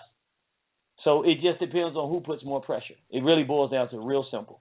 You got pressure on both sides. If the LGBTQ community calls more and makes a bigger issue out of it, then the National Black Theater is going to say, the heck with the heterosexuals, we don't have support from the heterosexual community, and they're going to acquiesce. If we get the international kind of bombardment that we're expecting from all around the world, which we already know that we're going to get, and we're expecting you and everybody else, we need you to send the emails, brother. I know you called already, but the fact that you did it means you will do it. Even if she was rude this time, we need you to call back again, brother, and say, look, I'm not trying to be rude, sister. It's just that, let them know what you're doing is giving permission to them to shut down every event, not just that you have, but that all heterosexuals have everywhere. So we can't allow this to happen because there's not a reason. And then, as unfortunate as it is, it really shouldn't be put on her personally, but she is the one that the LGBT called to make the decision that way. So there's no other option but for us to say, we've got to put pressure to say, no, we can't be canceled out on. So thank you for calling. She was very overwhelmed today. And until we get this resolved, we're going to have to accept the fact that people are going to be very overwhelmed there. They got to be overwhelmed. They were overwhelmed by LGBT enough to cancel us. So then we got to be overwhelming enough for them to get back with us. I totally agree, but I think if they don't let it go down, I don't think you can show them no mercy. Like, you got to go after them legally, just like the people in Oregon or whatever that got to pay $135,000 because they didn't want to make a cake. I mean, like, it's the same way. Like, somebody got to pay because, like you said, I mean, if she just gonna bow down to them, then all them other people that have events there, like you said, eventually it's going to trickle down to them. You know what I'm saying? So if they cancel the event, I say you bring it to the law and make them use their resources to fight it in court or something, because I mean, it's BS. I mean, they try to say it's a hate group when the group just started, and I mean, she said it was a hate group. I was like, where in the news has there been any hate? And she couldn't even say it. Wait. Are you? Hold on. I need to know who you talk to now, because I need. Wait a minute. No, wait a minute. Are you telling me that you talked to the CEO? I don't know. It sounded. I didn't get her name, but it sounded like an older black lady. Hold on. And she said, it could have been one of the employees. I don't want to say it now. And this is different now. If somebody's calling us a hate group from the National Black Theater, that's a problem, because now they are slandering us in addition to the LGBTQ. See, then that's a problem. But I said, if it's a hate group, where's it at in the news that this is a hate group? Like, if something would have happened if this was a hate group, where is that at? You know what I'm saying? Like, in the definition. Hmm? We haven't had an event yet, so we can't be a hate group. How can you be a hate group and you haven't had an event yet? Exactly, and that's what I told her. And she couldn't answer anything. People are getting threatened or assaulted and all this other stuff. But, I mean, I would see if they don't let it go down, I would see them in court, make them pay. If they got to get shut down, these got to get shut down, because if we can't use them, then why should we just stand around and let other people use them? Like, you know what I'm saying? Like, it's crazy. You know what I'm saying? And I sent you the link, too, for that guy, Bandele. I think he's a professor or something at a city college of Brooklyn or something like that. And I think he might be NAACP. I forgot. And also, there's a press release on the National Black Theater website that kind of like dances around and tries to say, like, we're about inclusion and LGBT and all that kind of stuff. So if you want to go online, if you go on their website, you'll see their little press release. It doesn't directly talk about the event, but it kind of alludes to it. Okay, then, all right, so what they're trying to do is they're trying to create a situation. Literally, listen, this is what's happening, brothers and sisters. The LGBT, and I have to, I'll be honest with you. I really felt bad because she seemed like a really good sister. In our initial conversations, it was very warm. But they put so much pressure on her. I saw her cracking today. And she's strong, but, I mean, it's just unfair what they're doing. But this is what's happening. The fact that somebody, and I'm not even saying her, but anybody at the National Black Theater would call us a hate group, which could only come from the LGBT community, because nobody else anywhere would have called us that. Straight Black Pride movement is a brand new movement. How can you call it a hate group? The fact that they're using that kind of language and that they're now talking about how they're inclusive of LGBT when they've already had LGBT events means that at this point on the pendulum, they have become pro-LGBTQ, anti-black heterosexuals. They're anti-us now. And I'm saying that because we, like you said, I tried the nice guy approach when people told us that we should have protested and boycotted and raised an issue in a campaign about them having LGBTQ events there. I didn't listen in, and I paid for it. So in listening to what you're saying now, yeah, we do have to play a little bit more hardball, because now our constitutional rights are being stepped on. And they can tell us, yes, we can have an event. They can see that we've invested in the event. And then just because what I would call a hate group, a group that we literally have it. Matter of fact, if you go and look at one of the Facebook posts, I'm going to put it up there so people can see it. I'm going to show you where the guy said that whoever put together the Straight Black Pride movement should burn. So the LGBTQ is talking about we should be burned and killed. None of our people have put out anything about killing them or anything like that. We haven't said anything like that. Now people talking about, and then we're being called a hate group. This is a problem. And the fact that we're hearing it from anybody at the National Black Theater, now I'm a little bit more disturbed, because I was of the opinion that they were in the middle. But that's not the middle. To call us a hate group, that's not the middle. So I would ask you, brother, I can hear the confidence and the strength of your voice, to write them, to call them again, and to do whatever else you can do to spread this press release as far and as broad as you can, and to help us do like you said and put pressure on them. If the LGBTQ community can have their events at the National Black Theater, There's absolutely no excusable reason why the Straight Black Pride movement can't have an event there. It's unacceptable. There's no reason to have no long debate about it. There's nothing we've done that they can justify saying that we can't have an event there. They have no precedent of us doing anything, and we need your help to make sure they understand that. You with us, bro?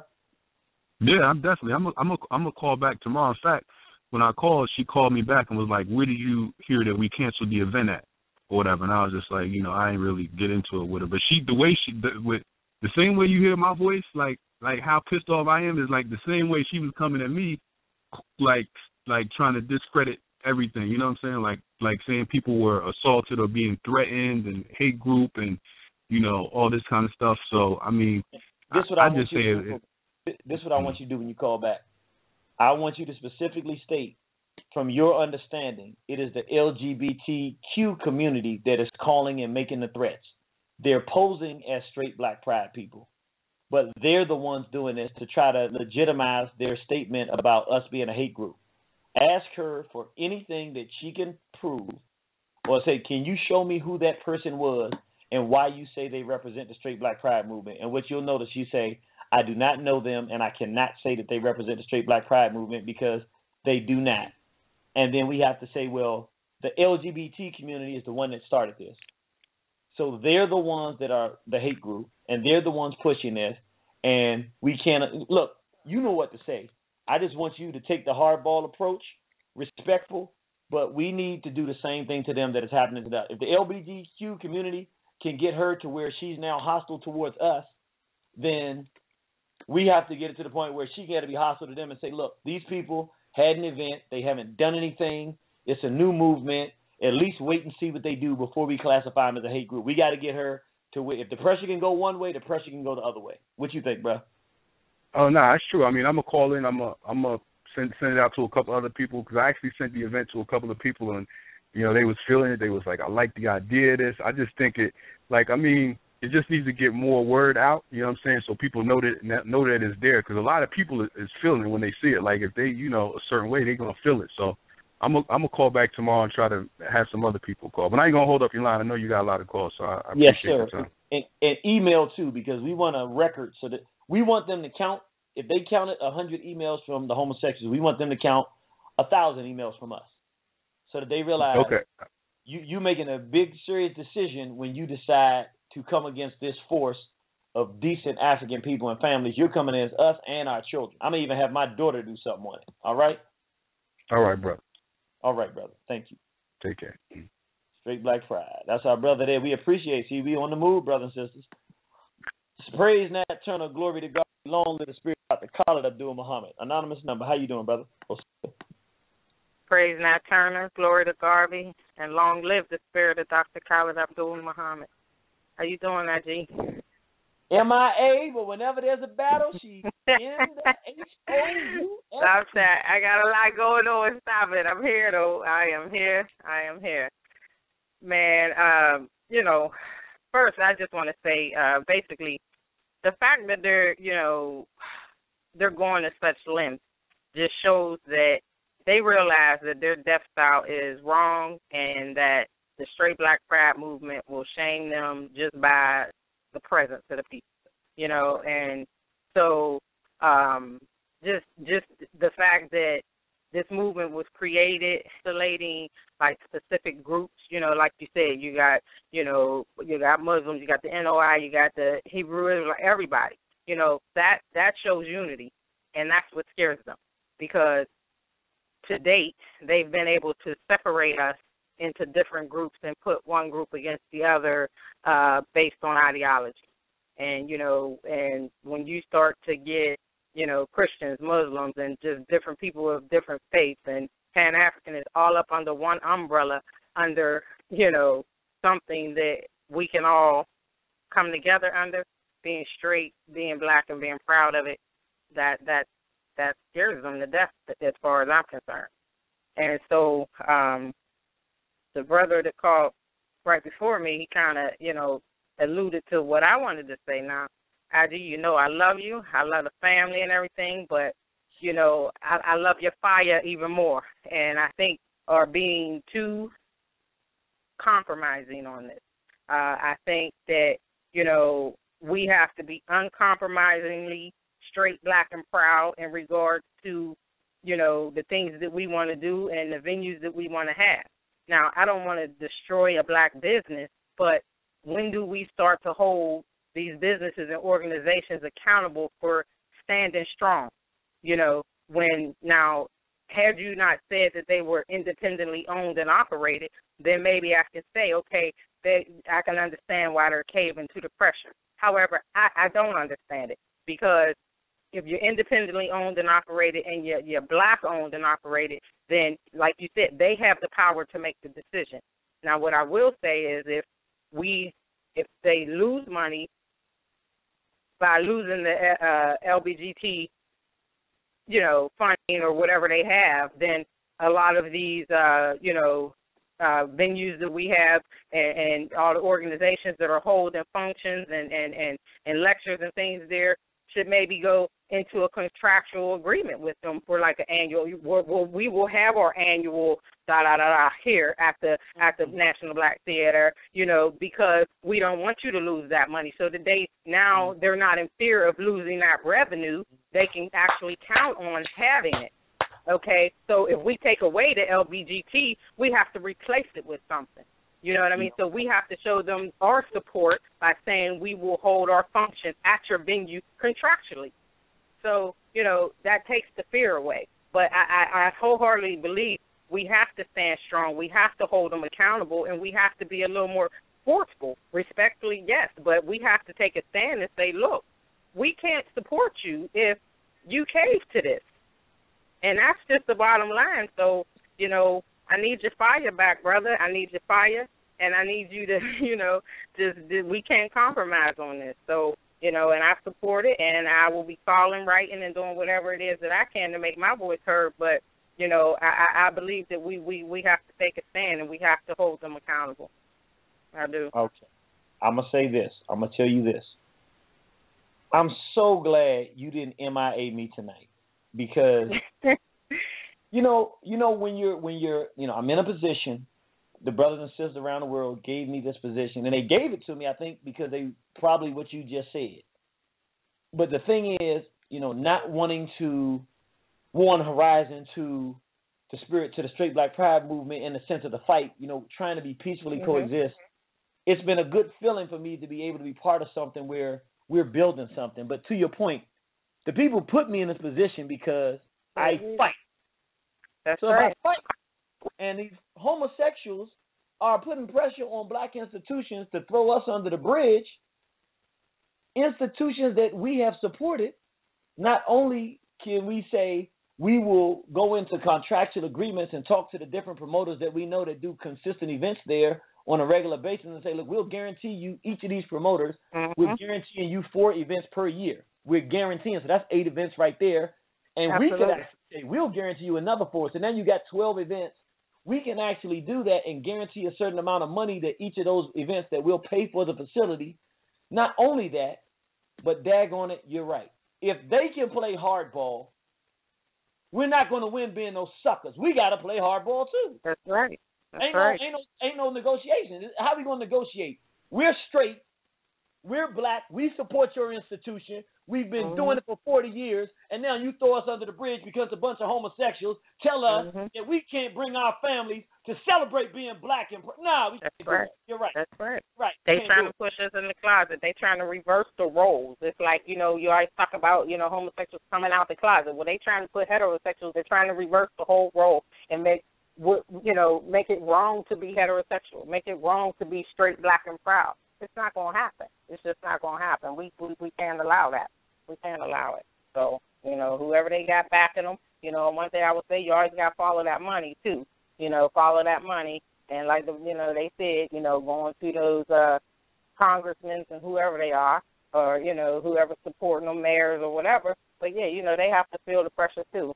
You know, they have to feel the pressure as well. And we have to hold their feet to the fire, because, you know, the people put them there, you know. So that's it. We just got to galvanize, organize, and be forceful. All right. That's all I had to say today, brother. Well, you got me back to the irritated genie. I am who I'm supposed to be now. I feel it. I knew something was missing, but I feel it now. And I'm All right. expecting, I know you're going to do it because you do what you say, but I want you emailing and I want you calling because you have a very strong but mature spirit, so they'll like to hear you, and you're a good writer. And I know you could help us with this. So spread the word and be in that fight with us. We love you, sis. We see you on the battlefield. All right, love you too. Be Jody. Straight Black Pride.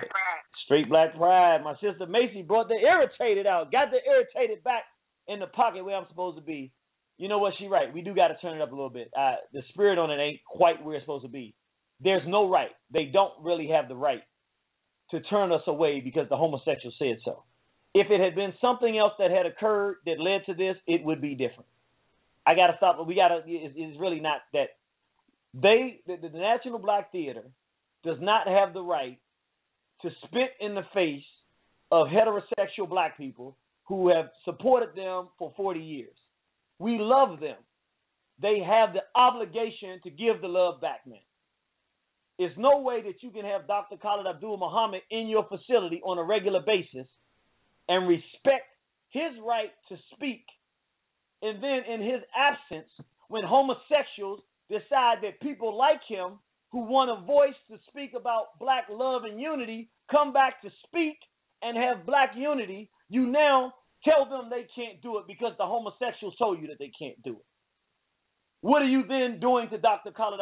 Would Dr. Khalid Abdul-Muhammad have said that? Would Dr. Amos Wilson have said that we can't have this? Would any of the giants that are there in New York who were coming? We didn't even tell people. Brothers and sisters, we were keeping it quiet. They might get mad at me if I tell us. We had a surprise. We were honoring 5 couples for being monicums of straight black pride over the decades. Let me just tell. I'm not going to tell nothing else. I hope they don't get mad at me. But these are the 5 couples we were going to do. The master teacher, Ashra Kwesi, and Sister Mary Rakwesi. Mama Baruti and Baba Baruti. The Cambone family from North Carolina.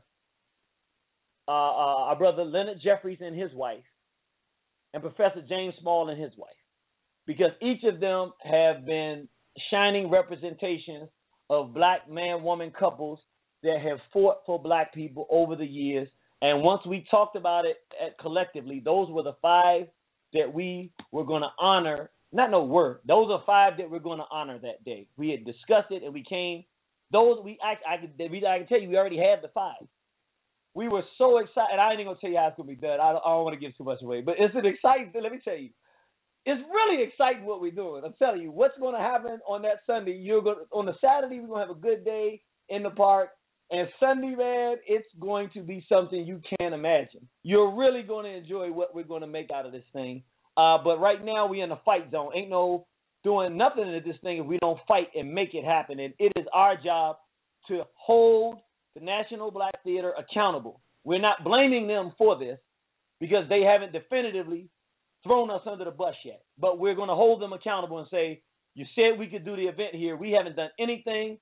You're not going to let the LGBT dictate what goes on in the black community. We got to be demanding in that.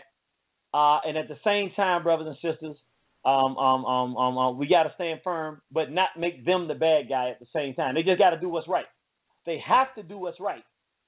But the LGBTQ community are the bad guys. And after we have this event at the National Black Theater where we said we were going to have it and where we had agreed to have it, then we got to actively look out and say, since they're attacking us, there's no reason for us not to say, hey, wait a minute, the LGBT community is attacking black families, and we have to make everybody know that. So we need you to spread the press release around, and we got to put that out there. There's no reason to not put it out there. They're telling us that they hate us being family-oriented and brothers looking for sisters to be queens and having families. If they hate us, that's their right to hate us, but they don't have the right to prevent us congregating and continuing to do what we do. So we're going to fight back. 9934, praise Nat Turner, glory to Garvey, and long live the spirit of Dr. Khalid Abdul-Muhammad. 9934. Hello? Yes, praise Nat Turner, glory to Garvey, long live the spirit of Dr. Khalid Abdul-Muhammad. I'm just listening and taking it all in. Thank you. Thank you for tuning in, sister. All right. 7129, praise Nat Turner, glory to Garvey, long live the spirit of Dr. Khalid Abdul-Muhammad. 7129.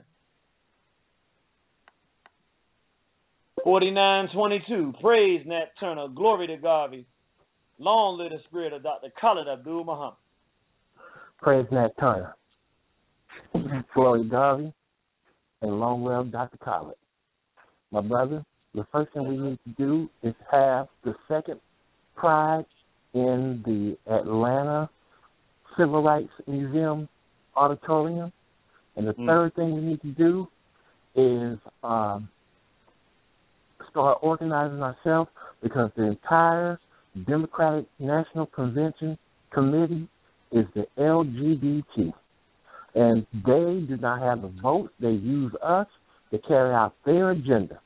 And we got to stop this right now. There's so much at stake that this is just the first thing that we need to do. But we got a lot more at stake. Our whole lives is at stake in the next 4 years. That's all I wanted to say, bro. I'll be there. I'm coming to New York to support you, and I'll be calling in the morning. Thank you. Please call and send the emails and make your voice heard. Thank you, brother. Okay, man. Thank you. Straight Black Pride. That brother just said something deep. And again, I hope that brother, stay on the line, bro. You want to hear this. I don't want to give everything away, but let me just say, we got some things in the works in Atlanta right now. I don't want to say too much because that's the ATL, so let me just keep that under wraps. But, yeah, don't think we not coming to the belly of the beast. The brothers and sisters in the Straight Black Pride movement ain't no cowards, ain't nobody scared, and we got some very exciting things going on in the ATL that'll be coming up in the near future. But right now, we got to fight this battle, and we have to win it. There is no losing this battle for the Straight Black Pride movement. If the National Black Theater is allowed to get away with throwing us under the bus, they're essentially spitting in the womb of the African world. They're not the bad guys, and they haven't definitively, absolutely done it yet, so we want to give them an opportunity to make the right decision, but we can't allow them to do that because it then gives the LGBT community permission to think they can go to every black-owned establishment around the country and in the world and tell them that they can get away with this and that we're going to back down and cower away from them. And if they start that going that direction, then we'd be working from backwards. So we're not going to allow that to happen. We got to be just as militant as the LGBT community. Now I understand why they picked Irritated Genie. Didn't get it before. Now I get it. Okay, let's go. 7129. Praise Nat Turner. Glory to Garvey. Long live the spirit of Dr. Khalid Abdul Muhammad. Praise Nat Turner. Glory to Garvey. And long live the spirit of Dr. Khalid Muhammad. How you doing? Peace, Brother Gene. I'm doing good. How you feeling? Well, basically, we're at the crossroads right here. Here we are as black men, supposed to support a movement for the black family, and we're being attacked by the homosexual community. And this is the time for black men to do a simple thing, is just to call the theater, show support for this movement, send an email.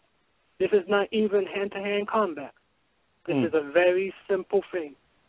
If we as black men can pick up the phone and show support for this movement and encourage the National Black Theater to stand in solidarity for our people, for our families, and for our children by making a simple phone call or writing a simple email, then black women will not have faith in us.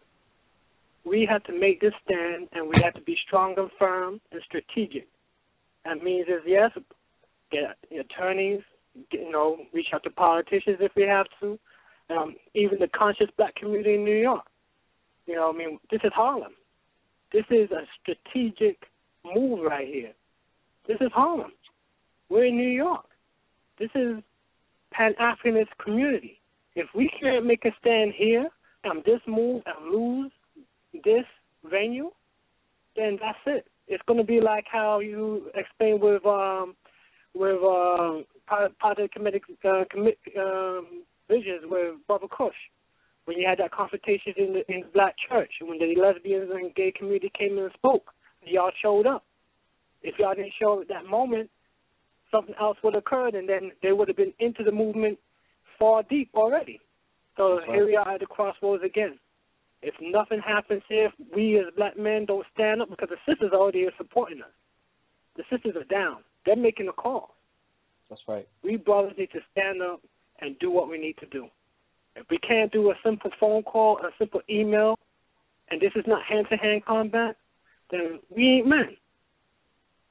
Straight up. We ain't men. I called them today, called them on Monday. I showed them support. I said that this is a positive movement. I left a message. I spoke to a brother. I spoke to a sister. I let them know. And they're under a lot of pressure.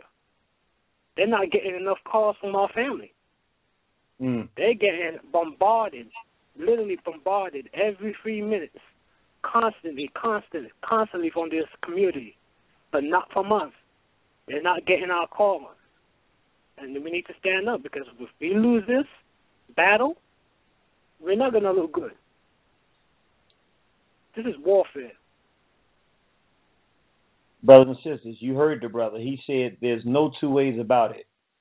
Everybody has to call tomorrow from 9 o'clock in the morning when it opens until 6 o'clock at night. They should get repeated calls. They should get emails. They should get letters. If you're part of an organization or a group of organizations, they should get the information. You should be spreading the press release as far and wide as you possibly can. Anybody out there that knows anybody at Atlanta Black Star, please, just send it to them and let them know we want this thing published broadly and widely. We're going to personally reach out to different places tomorrow to get it, because we not only want to force this situation to allow us to have this event where we had agreed, but more specifically, we want to bring attention to the fact, hey, LBGTQ, meet SBPM. We ain't going nowhere. You're not backing us down, and you're not going to go to black folks and threaten them to tell them they can't have us around. We got to do it, brother. I'm with you 100%. We got to be men. We got to be women. We got to be men. Children. We got to fight. That's right. Yeah, the Pan-Africanist community, the black nationalists, especially in New York. You got Brother Polite. You got the Iksu. You got the Hebrew Israelites. You got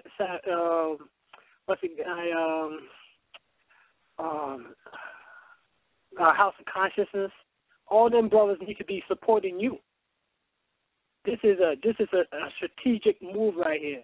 If we lose that foothold, that means that they could go anywhere in the country and stop any straight black pride movement or gathering. If they start with this one movement, it's a strategic play. If they know that they can have that type of muscle, and that we don't even fight back or even make a firm stance, and we don't have the support of black men, we have the support of the women. Well, we need more black men. Our women need to know that we are about it. We are real about it. This ain't no rhetoric. This ain't talk. We ain't just typing on the computer or nothing like that. This is something that we believe in. And it's a simple thing as making a phone call, making a call to somebody, talking to your friend or family or whatever, sending an email. If we can't do that, then we're lost. Yep. Straight up, this is strategic right here. This is it. This is it. You know what? You just made me think, because it's one thing to just have the writing an email, and I want you and everybody else to do what the brother said, write and send emails, but you just made a point. Men, not only are we going to write an email, but if they can go and bombard them like that, then brothers and sisters in New York, why can't we gather all the brothers and sisters who support the National Black Theater and the Straight Black Pride movement and make a visit to the National Black Theater to show them we're the people that spend money here, we love you, and we will support you. We're even willing to sit down and do contracts to guarantee that we'll support financially, but we're not willing to allow you to throw us under the bus and the whole heterosexual community and black culture. We're going to go there physically. Thank you, brother. You just turned this thing up a whole nother notch talking about manhood. Appreciate that. And this is in the works. We got to be seen and we got to be felt. If they can, we the men, the homosexuals like doing all that gay stuff and calling in every 3 minutes. And we're men and we're black folk. We're real. And lions, they walk.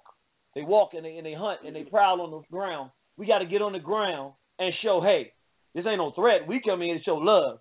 But look at us. We here. And we are serious and we're committed to keeping this institution alive. But guess what?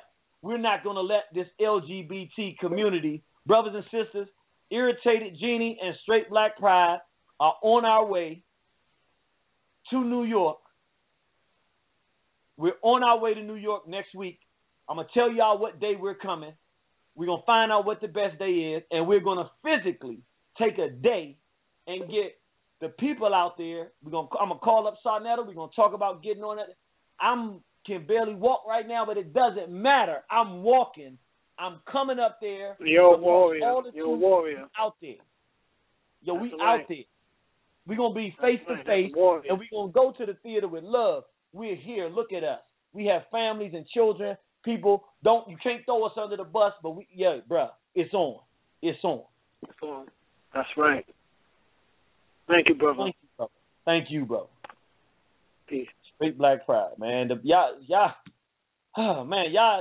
changing this whole thing up. The sister Macy was right. We're being too nice about it. They didn't pick me to be no nice guy. Nah, we're going up there. I got to go get some back work done anyway. I've been making all kind of excuses. I'm going to drive up there and I can't drive, but I'm going. I'm calling the gorillas. I'm calling the sisters. I'm calling the families. My sister Keisha, tell everybody we got to talk. Next week, we got to figure out which day are we going to be physically, since they want to do it with all this other stuff, let's show our faces. We real. We don't hide our behavior because ain't nothing to be ashamed of being a heterosexual black man, woman, or child. We straight and we proud, and we going to show that we are physically being out there to show support for what we're doing. This thing is coming sooner than later. Let me go to the phone line, 7901. Praise Nat Turner, glory to Garvey, long live the spirit of Dr. Khalid Abdul Muhammad. Praise Nat Turner, glory to Garvey, and long live the spirit of the Honorable Dr. Khalid Abdul Muhammad. Straight Black Pride, Brother Janie. Straight Black Pride, sister. Hey, this is Talani from B-More. My struggles made me stronger. I know who this is. Where my brother at? You know who it is, all right. Okay. Is my brother there? You know, yeah, he is. You know he always in the... That's right. Check this out. Everything I said to you is coming to fruition on the last show because I said you can't play with this and they are treacherous. And I knew this was not going to be no random thing. I said they're going to be calling that place and bombarding them people every day because that's how they get down. And I said they're politically aligned and the small hats are backing now. Now, did I not say that? You were 100% right. You told me so. Yes. You feel better? Mm-hmm. Yes, you were right. I'm telling you, well, I already sent them an email. You know, I had called that day anyway, but I'm going to be calling and emailing and sending letters and everything else because I've been behind this. We cannot lose this. I've been talking about this for a long time. I always go back and forth with people on my Facebook page. You know, people will say things and they'll say I'm like the KKK. That's what people always like to tell me. But, you know, no, I ain't no KKK. And even if you want to call me a racist, you know, racism without power means nothing. You know, I'm reactionary. Everything I say means something. And I've been talking about this. I said we've been pushed in a corner. We can't say nothing and we can't do nothing. If we're not in line with LGBT people, then it's almost like we are the ones now who are being bullied. You know, we got to stand up on this. We can't let them win this. I'm with you 100%. I'm with you 100%. And I'm not going to lie. I was, something in my spirit, I guess the Straight Black Pride thing, I was getting comfortable being kind of the nice guy, and ain't no nice guy going to work on this situation. The nice guy approach is not going to work. We're being thrown under the bus, and what happened is I'm starting to really feel it. The nice guy approach, even with the black theater, the National Black Theater, has made them more comfortable with classifying us as a hate group than it is as saying the LGBTQ community is being unfair and overly aggressive in threatening us for having an event that is a fair event that should be open to the public. So yeah, we're gonna turn it up, sister. Y'all with us? Yeah, we got to. I sent you that email too about the shirts. I ain't never hearing back. You know what? We were dealing with this situation, and we haven't even gotten a chance to order the shirts or anything like that because I was thinking that this situation was going to be resolved because, like I said, before the LGBT just got so outlandish, the conversation and dialogue we were having with the theater was very, very warm, and it was very understanding. But they're just getting bombarded, and now they're cracking. So we got to do it on the other end. That's what it is. And I just want to say one more thing. When we started putting them flags up, going back to when they first did them rainbow flags, we started putting that red, black, and green up. That's what shook them up. That's what really, really, really, it set the precedent right there because it said, we got a flag, and we have something else that is opposite of this. And that right there is what did it. So that's what made them really start paying attention. Wait a minute, what is this? And then, they had some of them, but they saw the straight black pride one. They saw that, and that's what made them hone in onto this movement. Because if we never put them flags up, they probably would have never even, been dealing with this or had touched that.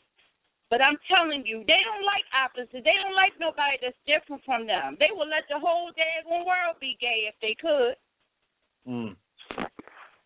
You know what, sister? I really gotta say, how did I possibly miss that? That's what this is about. It's bigger than straight black pride.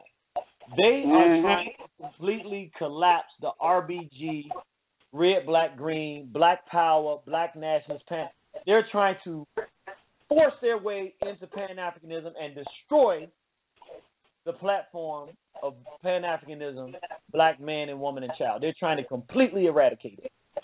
And they saw resistance to that gay flag in all of the red, black, green, and the straight black pride, and they said, whoa, there's a counter force out here, and now they're coming to go directly at us, which means I'm just letting everybody know, if you RBG out there, you can get on board or you can sit and wait, but I'm telling you, they coming for you too, and they're going to make you bend over, or they're going to make you take a position that's definitive, and with them, the only position you can take is that you accept their behavior, or they're going to try to come to shut you down too.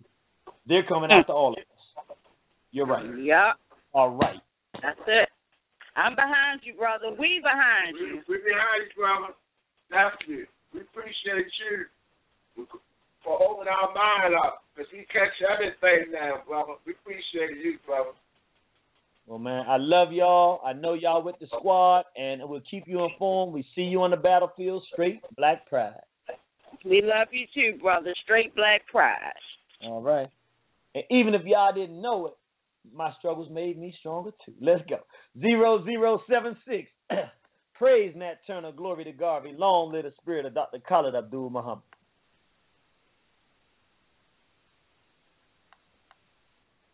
(5127) Praise Nat Turner. Glory to Garvey. Long live the spirit of Dr. Khalid Abdul Muhammad. Praise Nat Turner. Glory to Garvey. Long live the spirit of the Honorable Khalid Muhammad. This is Brother Dawa, Black Pride. Let me hold up. Wait a minute, brother. Let me back up a little bit, because this is about to be on in here. Let me get myself ready. We got brothers and sisters. We got our Hebrew Israelite brother Dara Israel in the house. So go ahead and step back, because he's about to drop. Yeah, peace, family. This is necessary. Iron sharpens iron. This is going to set a precedent. This is going to be a great example of how much our people that have opportunities like this, that can hold venues like this, how much for black pride they are, and how much against it they are. The very fact that this conversation has to be even had is a problem. already. Again, the very fact that we have to have this conversation or this emergency phone call is a problem already. These homosexuals, let's just be real now, family. Y'all know good and well we don't have as much money as these fags. Mm-hmm. We know that. We don't have as much money. We don't have as many cunning and clever and little nasty, wicked ways. We don't have a mind like they have. We cannot fight them on no financial front because they got all the money there is. One man, Dennis Hastert, paid $3.5 million to shut somebody's mouth, one person's mouth. $3.5 million. Just shut one person's mouth. Now, we talking about a whole army of a legion of fags. But now, look how dirty they are already. But let me just say now, we going in, so I'm hoping you're gonna get to saying something that what we got to do because we gonna win. So we need some motivation. I don't want to give nobody no sob stories. So come on in, give me some motivation. No. We gonna fight. This ain't no sob story. What I'm saying is at the end of this here, we gonna know who's who. Period. We're gonna know who is who at the end of this. I'm definitely gonna be calling. Don't believe me when I tell you. I'm definitely gonna be calling. You better know this more than once, 3 or 4 or 5 times. I'm going to be calling and emailing and everything else I can do. I ain't never even been in New York. So I'm excited about getting down. I've been talking about this event where I'm at right now. Like, hey, man, I'm definitely going to be down there. I definitely want to go, so I had to make the call. All I'm saying. Let me ask you this, because King Simon, we just talked about it, and we was inviting you to come on through to have a table. Had he talked to you yet? Yeah, we spoke. Okay. Definitely, that's what I'm saying. Yeah, we spoke and everything sounds good. Now, I definitely want to come down there and get a table and, push the book and meet the family, that's on the same page that we on. And tell the people about your book. Tell the people the name of your book so they can order that too. Oh, okay. It's the definition of a broke ass, the homosexual, lesbian, transgender, and bestiality assault on the black race. The book has nothing to do with no money. I say the definition of broke ass because of the rectal prolapses. That's what I'm speaking of when I say the definition of broke ass. But they can get the book at my website, www.YahIsRealHour, that's YahIsRealHour.com. And when you go there, make sure you order the book that says the revised book. When you go open up my For Real Sale tab on my website, it's the For Real Sale tab. That's where all my items are for sale. You can go there and open it up. But when you get there, some people have been mistakenly ordering the $9.99 ebook version. If you want the hard copy book, you have to order. It's $18.95 plus taxes. It'll roughly be about $22.90 when you get through if you're in the States. So I want to make sure people get that clear. Some people have been mistakenly ordering the ebook. If you don't want the ebook, then order the other one, the revised version of my book. Yeah. But I definitely want to get down there, brother, and do this. And all I'm saying is the reality is if we think we're going to win financially, that ain't going to happen. Right. And I'm just saying because, we have to be real, but these people are buying countries out, man. These flags, look at South Africa. I looked at a map today of the motherland and all the countries that don't accept this homosexuality. There's penalties or whatever. In most countries in the motherland, there are penalties, at least. Some of them don't know because they ain't done enough research or whatever to find out. But the South Africa is the only one I see on the continent that is fully accepting of gay marriage. So now, the reality is that these homos are doing everything they can financially all over the globe to make people just bow down. We still have to make sure we remember one thing, that one brother or sister called in and said the mayor's office was behind this too. We have to deal with the fact that these New York mayors, we know what these police have been doing with these mayors in these cities. They work together, man. They've been slaughtering and killing black men ever since we've been here. We're fighting the white homosexual faggot beast that will do anything to put his penis in his son's mouth and he's going to have the world to see it. He will do anything to bend his daughter over. He will put his son on TV as a homosexual. This white man pays for gay porn. He got a multi-million-dollar industry of gay porn with him just taping his nephews and his little sons and his little brothers. I mean, this man tapes his own relatives, the man in his family, and puts them all over this world to produce homosexuality. We have to realize we're fighting a faggot that will not just go out easily. And the more we fight them, the more they're going to fight us. Yeah, go ahead, bro. I got to let it wrap up here, but you want to say something real quick in closing? Because we definitely appreciate the call. No, bro, go ahead. I just want to see everything work out. I want to definitely be there, and I'm definitely going to be making the call. And I'm not telling people not to fight. Please do fight. Just know that this battle right here is going to make it known who's who in the conscious community. That's a fact. I agree with you 100%. Straight black pride, my brother. Yes, sir, brother. For all those that don't know, that's our brother Dawa Israel. He has this book, Definition of a Broke Ass. I got mine right there. I'm waiting. I'm going to be taking a trip soon. I'm going to be reading that book while I'm on the trip. But let me just say this. He's absolutely correct that they got a lot of money, but let me tell you something. They got a lot of everything. We got a lot of heart, and we're right. And I don't care what they got. We have the power to tell a black institution that they're not going to throw us under the bus. We have the power to tell, to enforce standards in our community, and we have the power to go out there in a way that the homosexuals don't have the power and stand up like men. Why can't they go out there like us? Because they're not men like us. And show our faces in front of the National Black Theater and say, we love this institution. Don't throw us under the bus. We're straight. Don't let them put that pressure on you. And we got money too. Gay money is not spent any better than black money. I'm not convinced of how powerful and undefeatable no homosexuals who did a few phone calls on the line and made a few threats. If Dr. Khalid Abdul Muhammad could go in there and speak on a regular basis, ain't no way in the world we can't have a straight black pride family day at that event.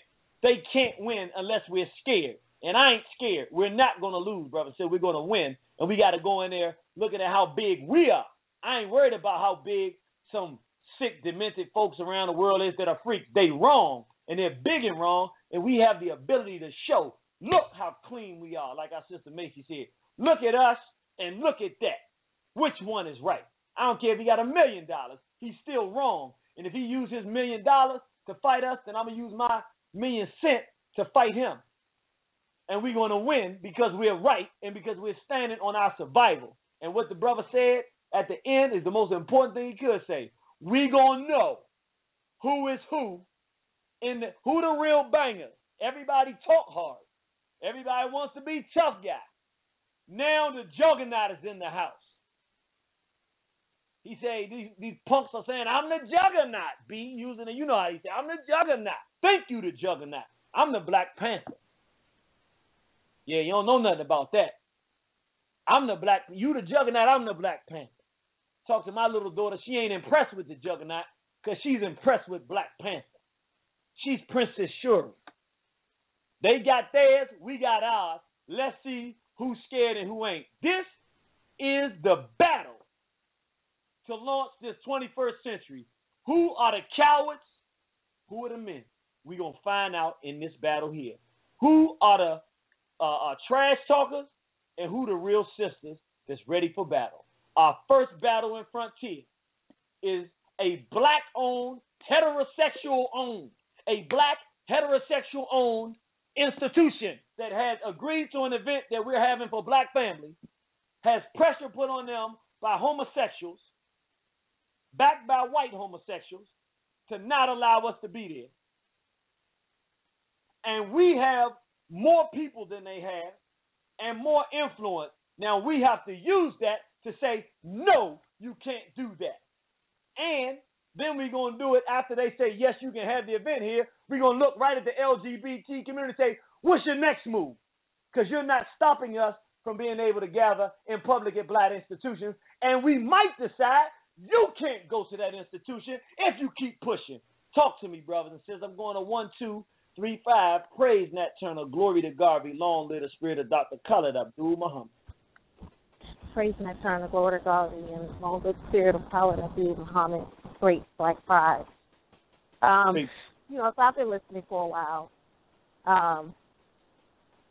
And I had to think about what I wanted to say because I didn't want to mess anything up or upset anybody. Kind of brings up the question we really have to ask ourselves, what does it really mean to be a Black-owned institution? It's not enough just to have a business and be Black, because you're simply a Black person that owns a business.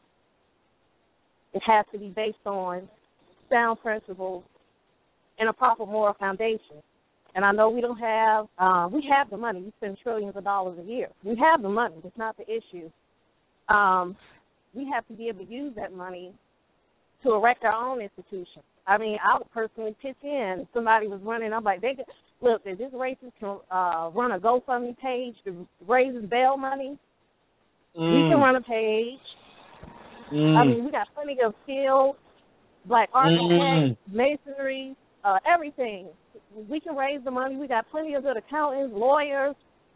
Even if it's not that big, we can buy some land, build the convention center, and have our own institution, have our own events there, job fairs, weddings, you know, everything. But it has to fall in line with our consciousness. And when these gays try to come and try to make us hold an event for them there, we can say no. And a lot of what these southern states have been doing to reject this gay marriage and say, okay, well, religious freedom. So we need to come up with some type of religious foundation for our whole thing, because that's going to be our main saving key in our loophole, because they're suing business owners out of their businesses. We can't really let this happen. And to be honest, I personally don't agree that if we back out of this venue here, that's going to mess us up everywhere else. That depends on the business owner themselves. Me personally, if I ever had the clout and the money and this would have came to me, I personally would say, you know, it's going to be hell. But it depends. I could be coming from a younger, fiery, more state of mind. I don't know. Let me ask you this. Let me ask you this. Do you own your own business? I'm working on it. We're incorporating. I've already wrote the business plan out. You know, we're going, but this is going to be more or less based on marketing. Right, but I'm saying, I'm asking you a specific question. For the last 5 years, have you been an independent owner, or you have a job? No, I have a job. I mean, I'm 24. I mean, I haven't. Right, no. Let me tell you what I'm asking. I understand. Let me tell you what I'm asking. The reason I say that is this: what happens once you get your own business. What happens is it does become difficult sometimes to decide what you want to do, because sometimes your principles are one place, but what it requires to make it economically is somewhere else. So you do pay attention to things around you. So what happens is, if you're a business and another business doesn't allow something there because of pressure they get from this group here, then you're going to say, well, they didn't do it, I'm not going to do it either, because you've seen another group do it. Now, the exact reverse exists as well. If this LBGT goes to them, and then we back the LBGT down, and we have our event there, which is going to happen, then the next thing is every Black-owned business around does just what you said. They can't back me down because they saw them. So the decision that the National Black Theater makes is a decision that determines what Black businesses will do as it relates to supporting the Black community. Will they fold to the LGBTQ? Is that go that direction? It's New York. It's Harlem. It's the big boy in this whole game. Or will we go the opposite direction? We have to figure out how to make it go the direction we want it to go, and at the same time keep the facility alive. And I thank you for your call, because there's something you said that's so important. There's another thing that I'm announced that we're going to do. All these ideas are coming from you, brothers and sisters. So thank you for the call. It was an excellent call, and you just helped us with our process, my sister. All right? And yes, and I definitely agree. You know, we got $1 trillion buying power. We got to leverage. Straight Black pride, my sister. All right. Let me tell you, the sister just said something, and it hit real hard. She said a GoFundMe account. You know what? she's right.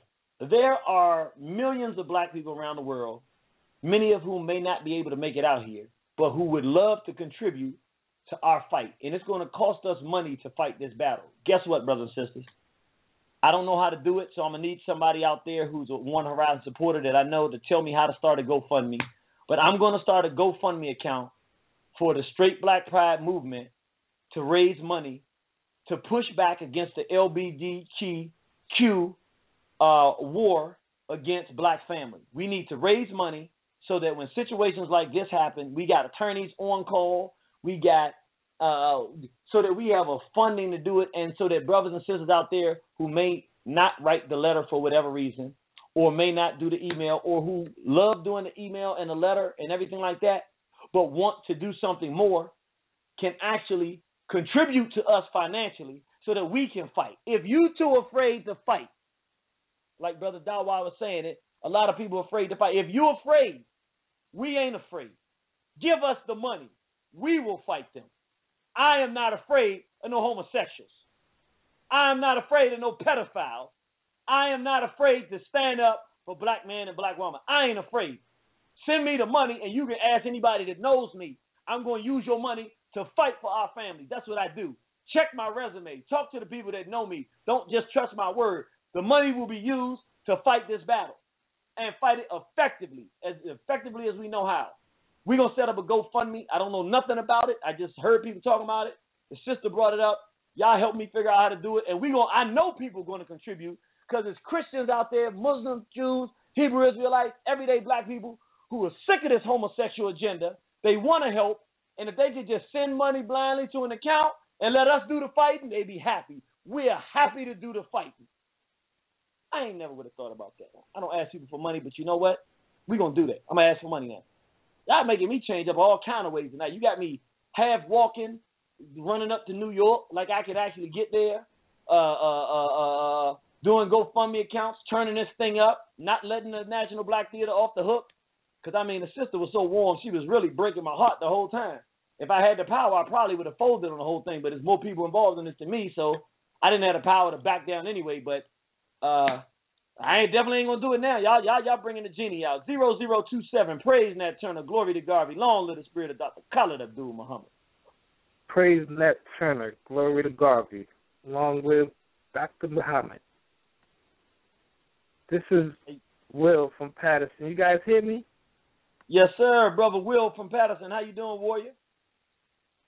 Great, great. I've been waiting on my number to be called.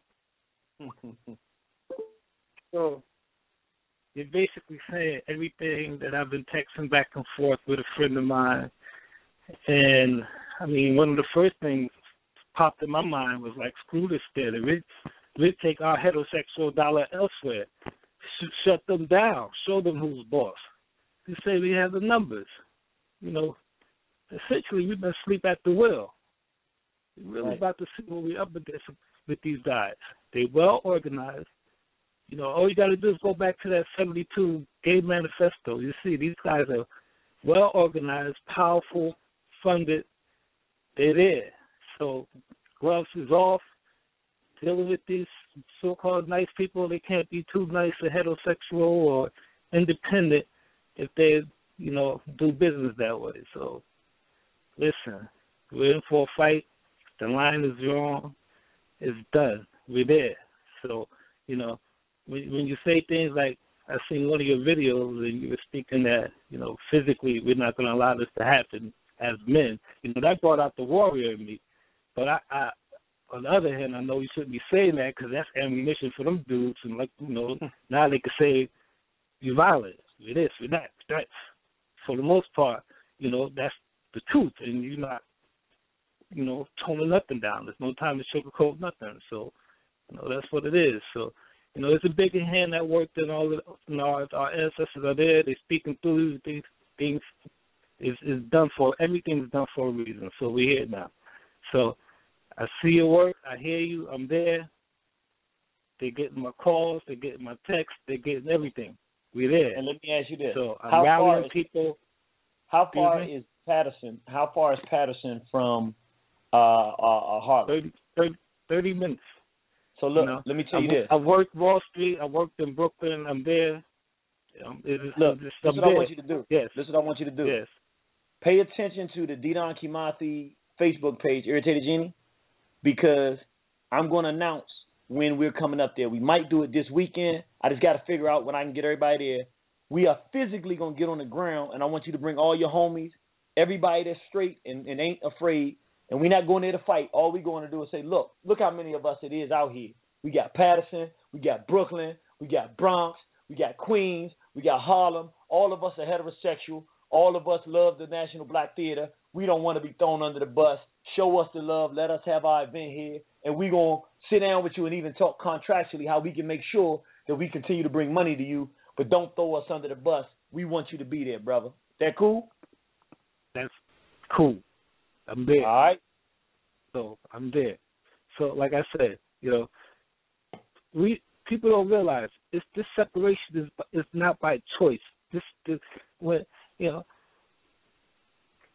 this rabbit hole goes really deep. So when the Supreme Court announced that this is the law of the land, this is a psyop. The whole environment is a psyop. They understand emotions and getting people to act certain ways. The line has been drawn, and if you don't have that spirit in you, that awakening, that no, you're not going to get it. So a lot of these brothers that, even the ones that say they're not gay, but they don't have a problem with that, and even just saying those 4 letters, it sends some evil into the universe, and it shouldn't be said or written. So we got to find some other way to represent these homos, because they're ridiculous. So they're high level, they deal with high level hermetics type magic. So a lot of things they do have been coming to pass with rituals and blood sacrifices and all types of things. So what they Let me do this, bro. I gotta go to our next call, but we definitely get your point. Agree with you 100%, and I'm gonna look forward to seeing you on the battlefield. All right, brother? Yes, sir. I hear you. Straight black pride. And you know what? He just made a good point when he said, I ain't gonna lie. What he just said, I ain't gonna front here. You know, I don't usually get into the metaphysics, but I ain't gonna sit here and lie to you. Every time I say LBGTQ, it feels funny, man. It's like I don't even want to give that thing, but now, because it is a juggernaut, it is, I mean, it's in our face, it's pure, not respect in the sense of I respect what they're doing, but the fact they can get a black heterosexual institution to tell us, oh, you can't have the black family meet here because the homosexual said so, means that they have power. So it's a respect for the power. So if that's what they're called, that's what they're called. But I do agree with them. It's something, oh, man, my sister just hung up. I know she didn't just hang up. I was coming to her. It's something kind of evil about stating those words, those letters, LGBT. I agree with the brother 150%. I know my sister didn't just hang up on me. Oh, Sister Freya, call back in here. I hope she's still listening. Sister Freya, I was just about to use next. You weren't supposed to hang up? All right, so let me go. Let me go to anonymous call. Praise Nat Turner, glory to Garvey. Long live the spirit of Dr. Khalid Abdul Muhammad.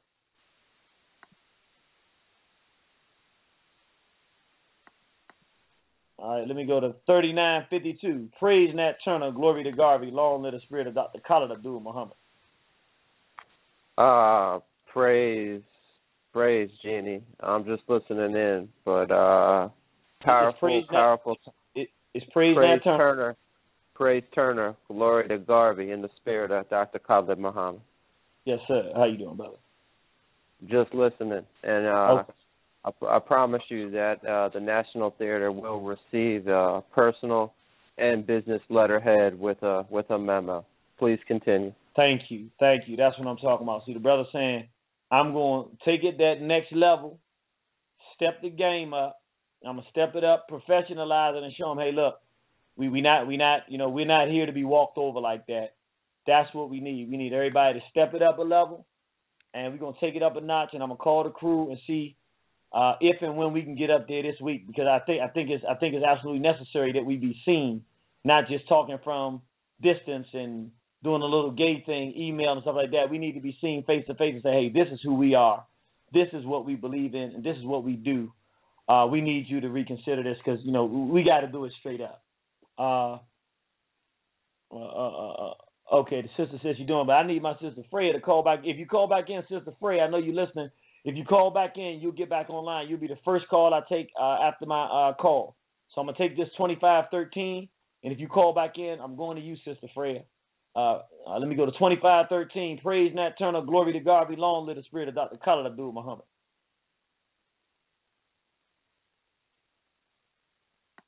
All right. Praise Nat Turner, glory to God, be long live the spirit of Dr. Khalid Abdul Muhammad. Nat Turner, you there? Okay. Can you hear me? Nat Turner, glory to God, be long live the spirit of Dr. Khalid Abdul Muhammad. Nat Turner, you there? I need a praise Nat Turner, glory to Garvey, and long live the spirit of Dr. Khalid Abdul Muhammad. Praise Nat Turner, glory to Garvey, and long live the spirit of Dr. Khalid Abdul Muhammad. And I must say no disrespect to the late, great Malcolm X. What's going on, brother? That's right. Brother Omar Wale. Yes, sir. No. This ain't Omar Wale. This Sean Bay. No. I was saying Brother Malcolm X. Brother Omar Wale. Brother Sean Bay, what it look like? What's going on, brother? I just wanted to say, man, you know, we support straight black pride, man. We're not going to let anybody, man, deter us or make us fall back for our straightness, our Africanness, and our pride, brother. That's the word. But what I was going to say to you is what a couple of other brothers and sisters said already, which is about you coming up here and the sister who owns the National Black Theater. You know, people like Simon and Sonetta, Professor Smalls, Ali Muhammad does a class there weekly, I believe. These people have done business with that sister for many years. You know what I'm saying? And they need to be there, I believe, in my opinion, to show that, listen, we've done business with you, sister, for many, many years, consistently and consecutively, and we stand in agreement with this movement and in the fact that we should be able to have this forum continue and not be stopped. You know what I'm saying, brother? Yes, sir. I tell you what, and, I'm going to do this. I don't know. I tell you what, I'm going to make my call to Professor Small because I know him personally, and we have a very good relationship. The elders have been dropping knowledge and wisdom all the time, and he's always showing nothing but love and appreciation for the work that we're doing. So I'm definitely going to contact him, and I'll ask you, those other brothers and sisters, Sean Bay, look, you know how you do. You don't wait around for nothing. I'm going to ask you to do me a favor. Take that press release and just chop it up with those other brothers and sisters that you know that you were just talking about and say, hey, we need this kind of support, and let's see if we can get this knocking this Saturday. Matter of fact, I'm going to go ahead and call Sonetta once we get off this line here, tell them what's going on, tell them what we want to do. I heard that Brother Polite might be coming in town sometime soon, might even see a Brother Polite there, and we may just go be out on 125th, talk about this, walk to the National Black Theater with love, not with no kind of hatred. Have Brother Sean Bay, all the warriors out there, all the good brothers and sisters. You can even bring the Queen. I always like look at the beautiful Queen, and we can sit out there. We can make this thing happen, bro. Yeah, definitely. And I wanted to speak to when you were talking about earlier about how they trying to destroy black Pan-Africanism. This brother, this guy, Lumumba Bendele, right? If you active in this area, that I don't know. I mean, I heard that you don't know who he is, but he actually is a long-time, quote-unquote, activist in the New York City area. Very well known, he's very well connected. And, you have different groups of activism that goes on in any city, as you know. And, he's been on the scene for a very long time. And he works with organizations like, the Jericho Movement, Political Prisoner Organization, fighting against political prisoner organizations.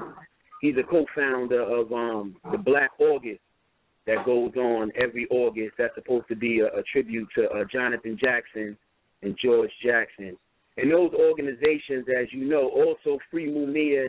His wife's name is Monifa Bendele. They're from Brooklyn. They've been out here for a long time. They're a young couple, too. You know what I'm saying? And it's just appalling and atrocious on what he said. I saw that comment on the forum, what he said. And, those organizations, when you talk about Free Mumia, he's for us, Jericho Movement, Political Prisoners, but those movements are largely funded by whites and homosexuals, right? So he works with those people, right? So this is the reason why he is so, promo-sexual, and made those outlandish comments that he made on the forum. You know what I'm saying? So in other words, he didn't look at our platform and just say, "Hey," because he's married now. You tell me he's married, so he must be straight. So he's married and he has children. He's married and he has children. He's been married to his woman for a very long time, maybe 15, 20 years, about 20 years. So in other words, he didn't, on his own independent eye, decide to come out against us. Something is driving him to look at a movement that he don't even know the people who they are, because he doesn't know any of us, for him to just blatantly start attacking it and disagreeing with our ability to have this movement. Something's driving that since he's straight. And you're saying that he works with these people, so we can assume he was put up to this. That's what I believe. I mean, his wife was was an organizer in the first Million Youth March when Dr. Khaled was alive. You know what I'm saying? And she got into some things with him with Dr. Khaled at that time. And I don't know if they founded the Malcolm X grassroots movement, but they were heads in that organization. And even when me and Brother True, when we used to do work with them back in 2005 in Philly and in Jersey, that organization was full with, homosexual females, even at that time. You understand what I'm saying to you? So, that's just what it is. So, I mean, I don't know how he could take Straight Black Pride and what it stands for, and with him being Lumumba Bendele and Monifa Bendele, and and they have children. They've been married for, like I said, they've been in 2000, and I believe 2009. Essence magazine labeled them one of the coolest black families. You know what I'm saying? Family. So how can you be against the Straight Black Pride movement that's promoting the family? But that's who this guy is. Matter of fact, the African Arts Festival that just went down, he was there. I believe he's one of the organizers of that. He was there on the stage. I just seen him this past weekend. His wife was there. So he's in the mix of these different organizations that go on here in New York, in the New York area, definitely. So, we had people, they passed out about 2,500 to 3,000 flyers at that same festival. He saw the flyer, he probably got offended, he went, saw the thing on Facebook, or either he was told to speak out against this, and what happens is, it makes sense. The homosexuals don't want to show up front that they're the ones against this, so they send a heterosexual in to do it. And then because see, what I was able to do with him, it was easy. Your name is Lumumba. Patrice Lumumba was married. He was Straight Black Pride, so he couldn't really come back and say much. Then next thing we know, we start seeing all the homosexuals come in. So that's a front, how they put out the heterosexuals out front who are supporting their agenda, and then they come behind and try to shut us down. Thank you, brother. We needed that information. And look, when we out there this weekend or early next week, I got to have you there, soldier. No doubt. All right. All right, brother. All right, and look, make sure you make that call too, man. Make those calls and emails, all right, brother? Oh, definitely. Me and the Queen gonna make those calls first thing in the morning, and we ain't gonna stop afterwards. BB Fiotier. BB Fiotier, Straight Black Pride. Straight Black Pride. Yo, that's a soldier there. That's a brother that helped us shut down Pork Chop. Yeah, if it wasn't for him, we would have never shut down Pork Chop. But now that we ain't got no pork chop chitlin juice in us, now we can run down here and go right directly and fight our enemies because we healthy and we eating good. My wife got me on this vegan diet to try to fix this thing up. So y'all know some of y'all vegans out there, Brother True, and the rest of y'all all celebrating and Bomani laughing at me because I got an avocado salad sitting up there. I don't even know what an avocado is. Let me go to my sister Freya in Dallas. Praise Nat Turner, glory to Garvey, long live the spirit of Dr. Khaled Abdul Muhammad. Praise Nat Turner, glory to Garvey, and long live the spirit of Dr. Khaled Abdul Muhammad. We on the battlefield, brother.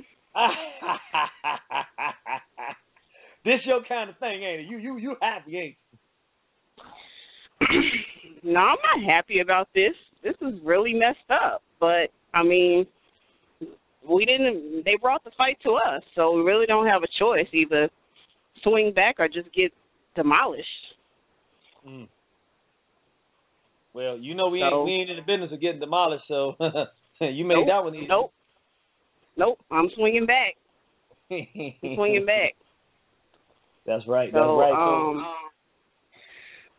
yeah, this is a really delicate situation. Really, really delicate situation because I'm understanding their perspective, given the climate of New York and how overtly gay it is. And I think that these folks are very, very, very, very, very loud. They're very obnoxious. Like you can see in various different venues when they're trying to promote their stuff, they're very, very obnoxious and loud, and it does seem like it's more of them than us. And then we censor ourselves because, you know, they've presented themselves as this class of people that need to be protected above. Sister.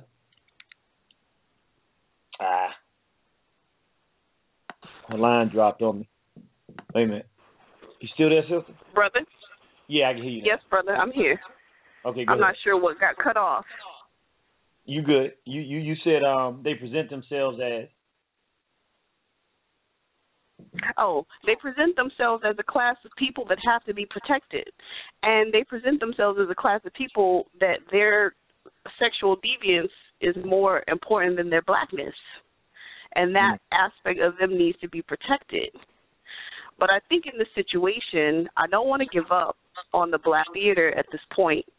I think our best strategy is continue to use diplomacy and goodwill and reasoning to try and resolve this situation as best we can.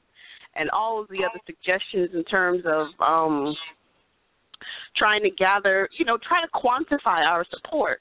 So if all of these people who are straight, black, and proud are having events with them on a regular basis, that's quantifiable. So we know exactly how much support we are bringing to this institution. That should be used in terms of how we negotiate with them, but still trying to be diplomatic as much as possible, because we know we can shame them, we can put this out, we can, say, you guys didn't do what you were supposed to do contractually, etc. Like we of course have that card to play, but I really, really don't want to play that card until we have exhausted all diplomatic ability to try to negotiate with them. Let me let you know, just so you know, because we've been dealing. I can tell you where it is now. This is where it is.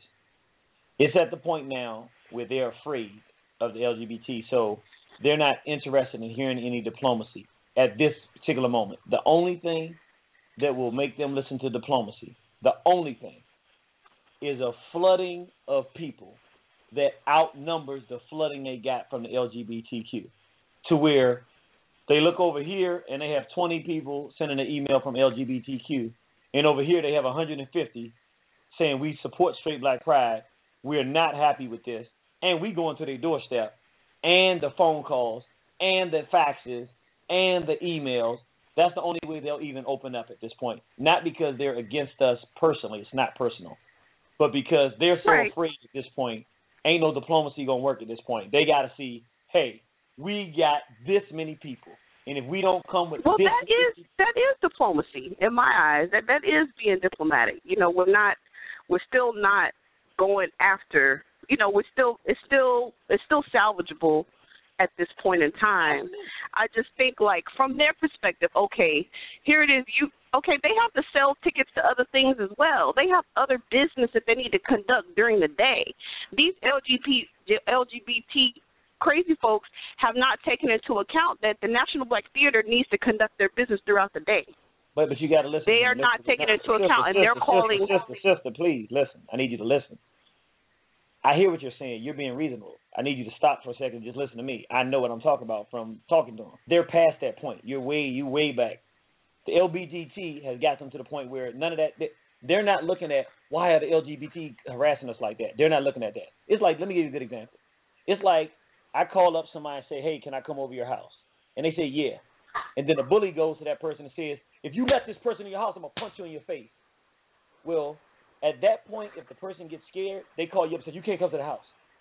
There's nothing you can really do at that point except show up at the house and step to the bully and say, well, I'm here. That's where they are.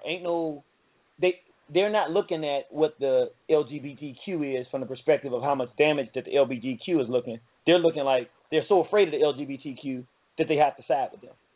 So we don't have the leverage of trying to sound reasonable. That don't work because they're too scared.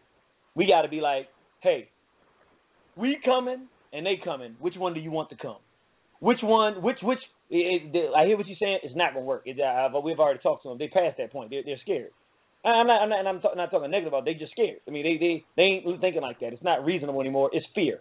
It's, oh my God, our facility's gonna get shut down because the LGBT is gonna shut us down. I got to tell the black people that I don't want them around right now, even though they don't mean to say it that way. But this is now we have two options. We either bombard them and show more support than they have, or we lose.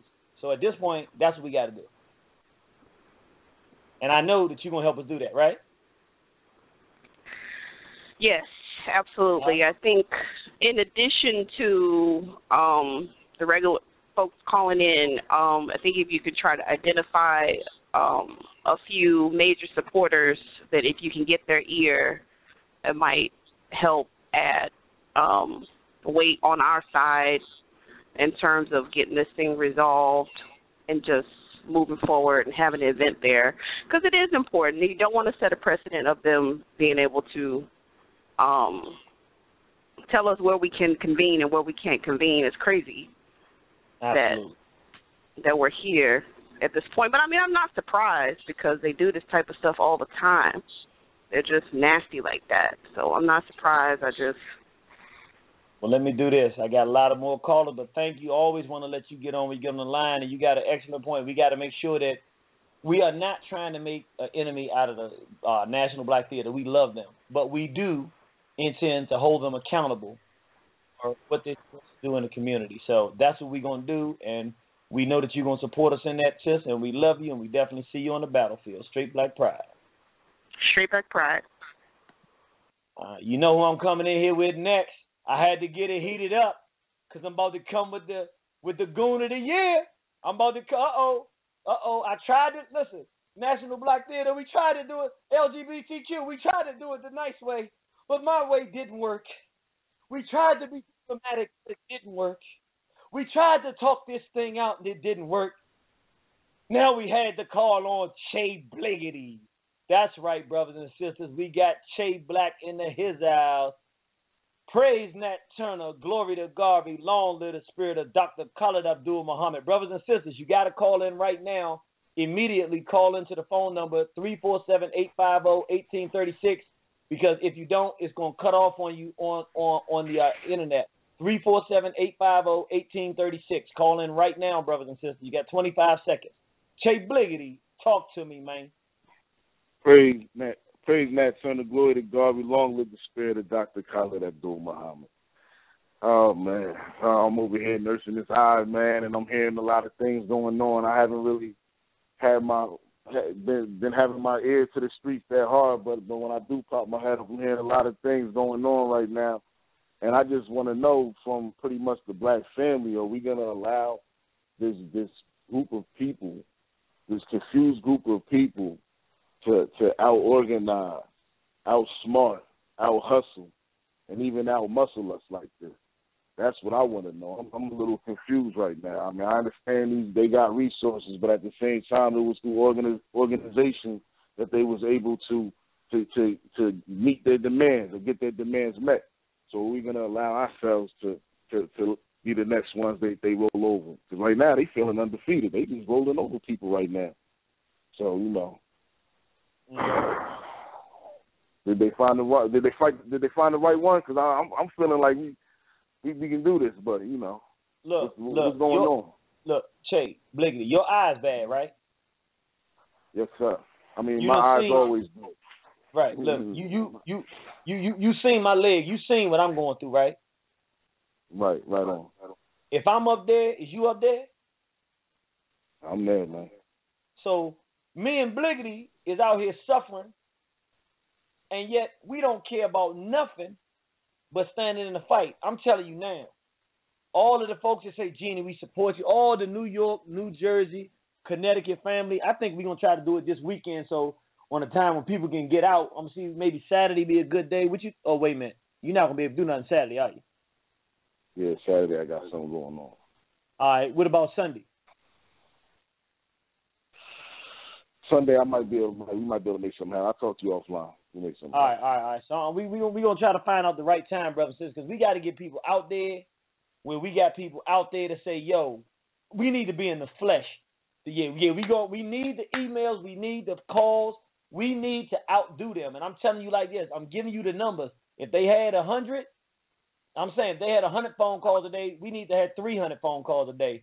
If they said they had 100 emails from them, we need to have 300 emails a day, to the point where they go back to the homosexuals and say, listen, we just can't cancel it. The same way they doing us. They got to throw the homosexuals under the bus on this one.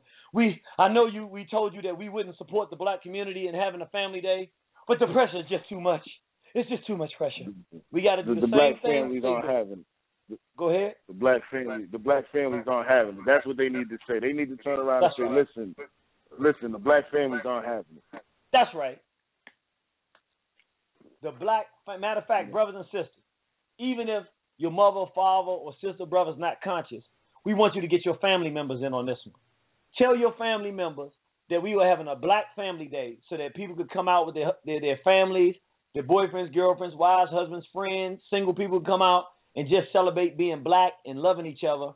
And it's at a straight institution. The institution is owned by straight folks, and the homosexuals told them that we couldn't come out.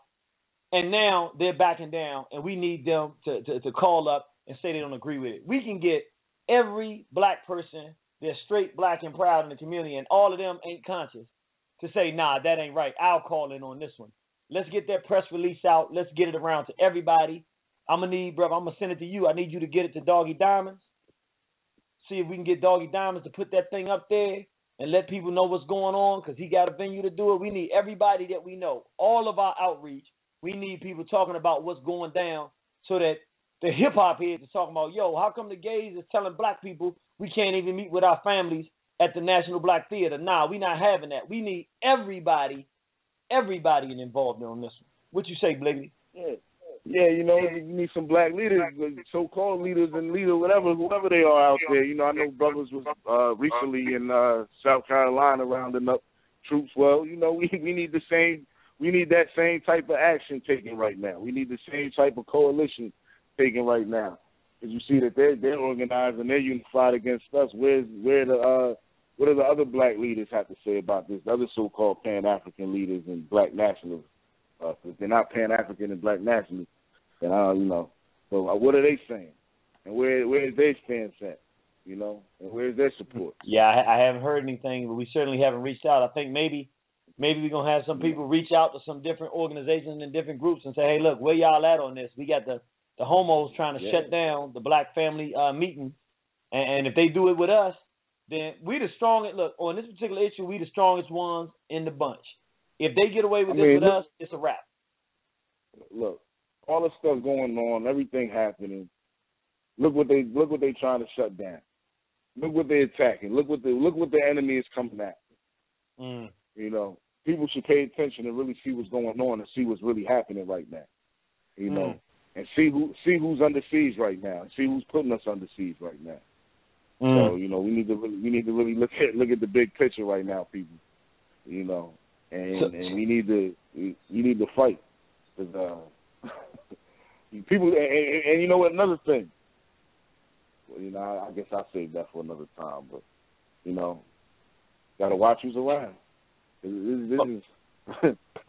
seems like this is not the blue they attack. What's up, brother? What's real interesting about what you're saying? I'm thinking about Charleston, South Carolina, which was a black-owned church. Right. We let the European in, and he shot us in the face and killed all the black people there. Now, this time is a black institution in the North. Okay, brother, Bliggity, did I or did I not say yeah, they did that in the South, but they coming after the Black Pan-African community next. Didn't I say that like last week? Yes, sir. Now it's in the North, and they coming after us. And now we talking about turning the other cheek. Now, we ain't turning no other cheek and doing no forgiveness. We don't forgive the LBGG, whatever community they are, for trying to shut down a Black family event. And we ain't going to sit by and let a Black-owned institution throw the Black family under the bus for a bunch of homosexuals who don't represent our culture anyway. We can't do it. There's just no way we can do it. Nope. Can't be done. Nope. Nah, we can't. We can't do it, brother. I can't do it. Well, I'm the only one out here swinging it out. I can't do it. Nah, you ain't never swinging by yourself, man. We got to get the whole squad together. It'll be Sunday or someday next week, but I'm thinking the weekend is better so that we can go ahead and hop on this. I'm going to call. Matter of fact, I don't know if you get a chance to call Sarnetta and talk to him, because I know you talk to him. You got a real good rapport, it seemed like, with the brother. But if you can give him a call, because we're going to be on for a minute, because we got a lot of people on the phone line, and chop it up with them and say, yo, we want to come out there, throw out some possible dates. Sunday would probably be the best date at this moment, and say, yo, we want to get out there on the block and make it hot. And, we're going to call up, I'm going to call up the professor. We're going to call up everybody we know in New York and say, yo, let's make this thing pop. Let's show up with love. We're in solidarity with our Straight Black Pride shirts. If we got them, our Black Lives Matter shirts, all of our positive paraphernalia, and our love for our families and our children if we got them, and be out there, see if we can get the camera out there so that we can film it and show people, yo, look at all these beautiful straight Black people who love Black man and woman. Look at us. We here. We ain't gone, and we're not going to be bullied by the homosexual community, and we're going to make Black institutions stand up. If you want homosexual dollars and they more important than heterosexual dollars, you can't get our dollars. But we ain't going to let that happen. You're going to take our dollars. And if you want their dollars, that's fine, but we're not going to let them bully you or us out of our position. What's up, Che? Yeah. You already know where I'm at. You already know what's up with that. And my last thing to the Black family is don't let up, don't stop, don't fall back, because they not stopping, they not sleeping. They organized, they around the clock with it. So we gotta be around the clock, double time with it. And right now they listening to this program. They listening to this program, and they know that it's more of us than them. So what they're going to do is create programs to be calling every 3 minutes on the phone automatically. So what? We got real people that's going to be calling, emailing, calling, hitting everything, hitting it on Facebook, putting the press release out. We're going to show so that when it's all said and done, people know how to do what they can do. We know how to do what they can do it too. You know what I mean? You know how to recall 4 times in a row, 5, whatever, back to back. Do what you got to do. You got a program. Ain't nothing but an app these days. Do what you got to do, people. You know what I mean? Y'all out there do it. They doing it. You know what I mean? All right. Don't have your hands tied. But that's right. That's all I got to say. Don't let up, Black family, and we can win. All right. Straight Black Pride, straight bro. like that. Straight Black Pride. Straight like that. I told him I'm jacking that, but he told me if I jack it, I'm going to get jacked, so I don't know if I can jack it, but straight like that. That's right. Straight like that. Always wanted to say that. 3257. Praise Nat Turner. Glory to Garvey. Long live the spirit of Dr. Khalid Abdul Muhammad. All right. Let me go to 4690. Praise Nat Turner. Glory to Garvey. Long live the spirit of Dr. Khalid Abdul Muhammad. All right. Let me go. I think I got some calls that came up to the top. Let me go 9329. Praise Nat Turner. Glory to Garvey. Long live the spirit of Dr. Khalid Abdul Muhammad. Praise Nat Turner. Glory to Garvey. Long live the spirit of Dr. Khalid Abdul Muhammad. And I bear witness there is no other God but Allah. There's no God but He. Come on in here. Talk to me, soldier. Oh, man, you just slid one in on me, man. I was going down Facebook and I seen this, so I just happened to call.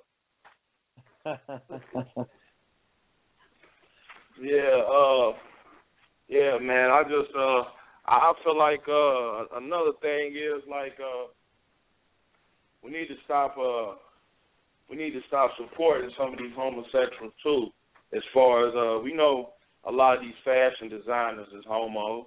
We need to stop buying their stuff. We can't just disagree with them, but at the same time put money in their pocket and support them and help them thrive.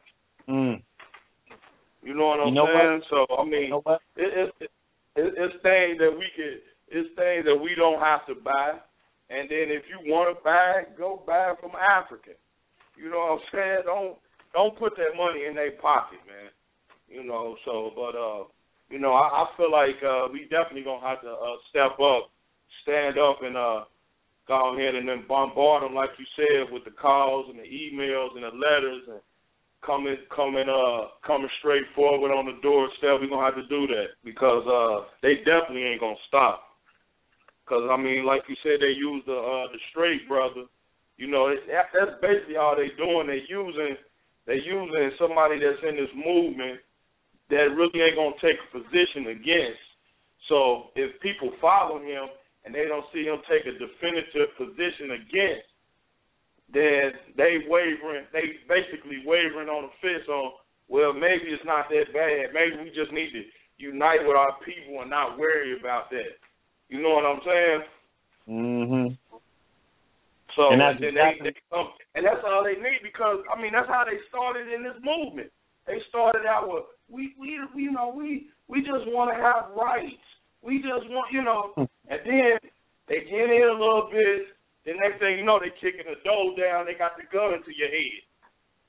And you know what? It's exactly what they did. People told us that we should not sit by and let them hold LGBTQ events at the National Black Theater and not say anything. I encourage people not to say something. So we let them come in, acting nice.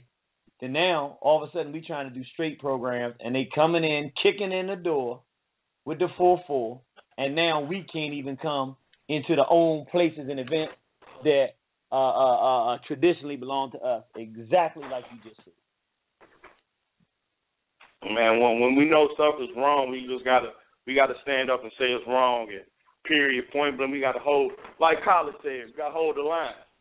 Period. Hold the line. And I'm gonna say this right now. I'm of the mindset that the only thing that the National Black Theater has to do is agree to allow us to have our event that we already have scheduled there, and that'll be it. But if this thing continues to take money, time, and resources, then I'm saying we're going to have to take the next step. Then we're going to have to say we cannot support the National Black Theater. If they make us waste too much time, energy, we can't support you if you allow LGBTQ to have their events there. Since they're trying to stop black family events there, then if we got to fight just to be able to have a voice, then the LGBTQ, they got to fight to have a voice too. We're going to give them a time to say, look, let's go ahead and clean this thing up. You made a little error. We understand. Call the LGBTQ or whatever their names are and tell them we agreed to have this event. We're offending too many black families, so we're going to go ahead and have this, but it's not a knock against you. If they don't do that and we got to fight to try to get something that belongs to us anyway, the rights to have our voices heard, then we got to do the next level. Okay, then they can't have nothing there either. And when they do have it, we're going to have 100, 200, 300, and the dudes I'm bringing out there are going to be different. They ain't going to be the nice. I'm bringing some other kind of dudes out there, and they like to protest stuff. We like to protest too. So if they're going to force us out to fight for our own right to breathe and just be normal, then guess what? I'm going to make some calls to some different types of folks. We're going to get different type of folk involved in this, and then we'll say, they got an event, you can't have your LGBTQ event here because this don't represent the sister that started this. It don't represent what's been going on here for 40 years. It don't represent that. Y'all going to do that to us? We're going to stop playing all this Mr. Nice Guy. Too nice about this stuff. Y'all right, man. We've been too nice about this. Go ahead. I'm sorry. Yes, sir. Yes, sir. I'm just listening. I'm just listening to what you say. I said my piece. I'm just listening here from her on out. Yes, sir. All right, brother. Well, thank you for what you said is important, and this is what you made me think too. Brothers and sisters, the brother made a point. You know what we're going to have to do? This first battle, we're going to go ahead and win this one. But after this one, we're going to actually say, you know what? Who are the homosexual designers that our young people are spending their money with? We're going to list a group of them, and then we're going to do a campaign and say, look, stop spending your money with these homosexual groups because we're not with this. They're going to come at us like this. Forget that. We got to start. We can't just sit back and try to duck every punch. We're going to start fighting back. Let's start fighting. You're right. We're going to start doing it. Look, that's the next phase. After we go ahead and win this, if they chill out, then we just going to go ahead and do our thing. But if they keep fighting to try to take a voice away from us, we're going to start putting foot. We're going to start getting real aggressive. They want to be aggressive. Do they know what my name is? They call it the irritated genie. You want aggression? We got your aggression. You want aggression? You want to try to shut down black families? We got aggression too.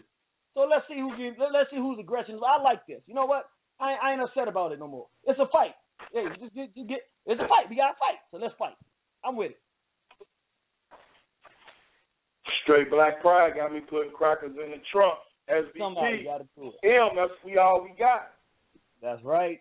Somebody got to do it. That's my brother from Cincinnati, always coming in strong. 54-78. And Macy, you know you done this.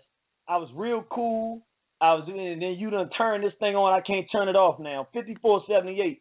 Praise Nat Turner. Glory to Garvey. Long live the spirit of Dr. Khalid Abdul Muhammad. How you doing? Praise Nat. I'm here, sir. Praise Nat Turner. Glory to Garvey. And long live the spirit of Khalid Abdul Muhammad. I just want to say, Jeannie, you know, listening to you, you seriously have changed my life. And I want to say that I appreciate you. But what I really appreciate about you is the Nat Turner in you. Because we don't hear that. A lot of us don't hear that. And if it wasn't for a friend of mine who put me on to you, I wouldn't have been able to find myself. And my whole thing is, as far as this situation with this movement and everything that we're trying to do here, even though I'm all for black families and everything like that, but I'm more focused on the kids. You know what I'm saying? Because I have a son and a daughter. I don't know if you know, but this is Kiki La Loca Sosa. You talk to me, you know, I'm always on your guys' page and stuff like that. And I speak a lot, you know what I'm saying, whatever. But my biggest thing is the kids. And, you know what I'm saying, how if we don't have this, you know what I'm saying, it's already bad enough that this thing is in law and we're stuck with it now. You know what I'm saying? We can't do nothing. We can do something. We don't want to take it to that extent, but I'm telling you, I know there's a lot of women out there like me that's on some, I'm not having it. You know what I'm saying? I'm not having it. I just can't have it. You know what I'm saying? Especially with my kids. So at the end of the day, to me, this is like one of the most important events, you know what I'm saying, that needs to happen, especially right now. You know what I'm saying? Because, okay, you guys got the law and whatever, but there's a lot more of us that's not down with that than there is that is down with that. You know what I'm saying? And seeing things that I've seen, like I was born in Hawaii, and I just went home recently to go check on some family, and the amount of the lesbians and the transgenders and the gays and what I saw, I said, damn, I'm from Hawaii though, you know what I'm saying? But I would never move back because of that, because it scares me. I don't want my kids around that. And these kids are being educated and being pushed into something. These kids can barely wipe their butts, you know what I'm saying? But you want to push this on them like they understand what's happening. They don't know. So we need events like this to bring our families together, to show our men, our boys, that there are kings out there, and you need to be a king, and our girls need to be taught to be queens. You know what I'm saying? To continue us, our legacy. You know what I'm saying? I mean, we can't do it, bro. And all I'm saying is, I know you were trying to be nice, but come on, man. We need the Nat Turner out of you, and we know he's there. I know he's there. We need him. Bring them out. Nat Turner lives in here, always be ever, the meanest slave ever, the cracker beheader. Yes, ma'am. Yes, ma'am. I'll promise you this. Right. Sister Macy brought it out, and I ain't turning back. Look, I'm gonna look. I know, don't get mad at me, but I'm gonna take you there. You from Hawaii, but I'm gonna take all the brothers and sisters that used to be in the church back. I'm gonna take you back because the brother took me back last week on Monday when we just had it. I'm the irritated genie now, and can't nobody turn me around. We going straight ahead, and we gonna do it. Yes, ma'am. Yes, you earned that name. You got that name for a reason. You know what I'm saying? You didn't just want that name just because. You knew what you was doing with it. You knew what that name represented. And to me, I'm like, I haven't been following you forever, for years. Like I said, I've been doing this, I'm going to say, for like the last 6 months. You know what I'm saying? But I listen to all your videos. Like, I'm sick with it. It's crazy. I'm like obsessed because it showed me so much. And our kids really need to know what you teach us in these videos. We don't learn this in school. You know what I'm saying? And they don't learn this. They definitely, especially now, trying to block it out and show them something completely different. But you earn that. And we here for you, man. I'm here for you. I got people here, with, you know what I'm saying, with me that we stand behind you, yo, regardless. And if we got to go to war, then, hey, that's just what we're going to have to do.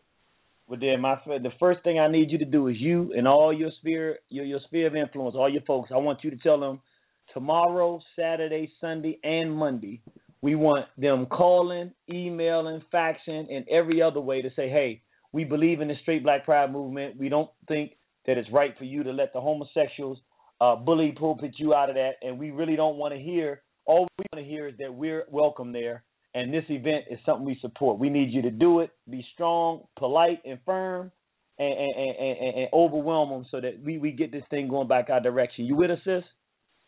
Yes, sir. I already put a public announcement on my page. I'm not playing. Well, I want you to I made my own public service announcement with that the thing that you guys did. I'm with you, bro, for real. I'm with you. Well, thank you. We love you. We see you on the battlefield. Straight Black Pride. Straight Black Pride, bro. Let me go to 5209. Praise Nat Turner, glory to God, be long live the spirit of Dr. Khalid Abdul Muhammad. Shot town. Praise Nat Turner, glory to God, long live the spirit of Dr. Khalid Abdul Muhammad. How you doing today? Hey man, we in the war now. I feel at home now. I feel like I got the rhythm going now. We in the fight. I'm good. What's going on? Talk to me. Hey, I ain't gonna lie. I'm getting excited. And one of the black women said, GoFundMe page. Only thing you got to do is go to GoFundMe.com, start it up. The funds that people donate, it'll go. You have to set up an account with it. It'll go to an account, and you can keep it over for however long you want to, and whatever funds you go that is deposited in there, go straight to your account, and that's it. And I think the same one, yeah, it was the same woman, well, my sister. She was talking about businesses. You know, I'm going to school for accounting and finance, and I'm getting excited. I'm like, okay, that's right up my alley. I like this. But most definitely, I will be calling, emailing the National Black Theater tomorrow, Saturday, Sunday, that's right, until we can get our way.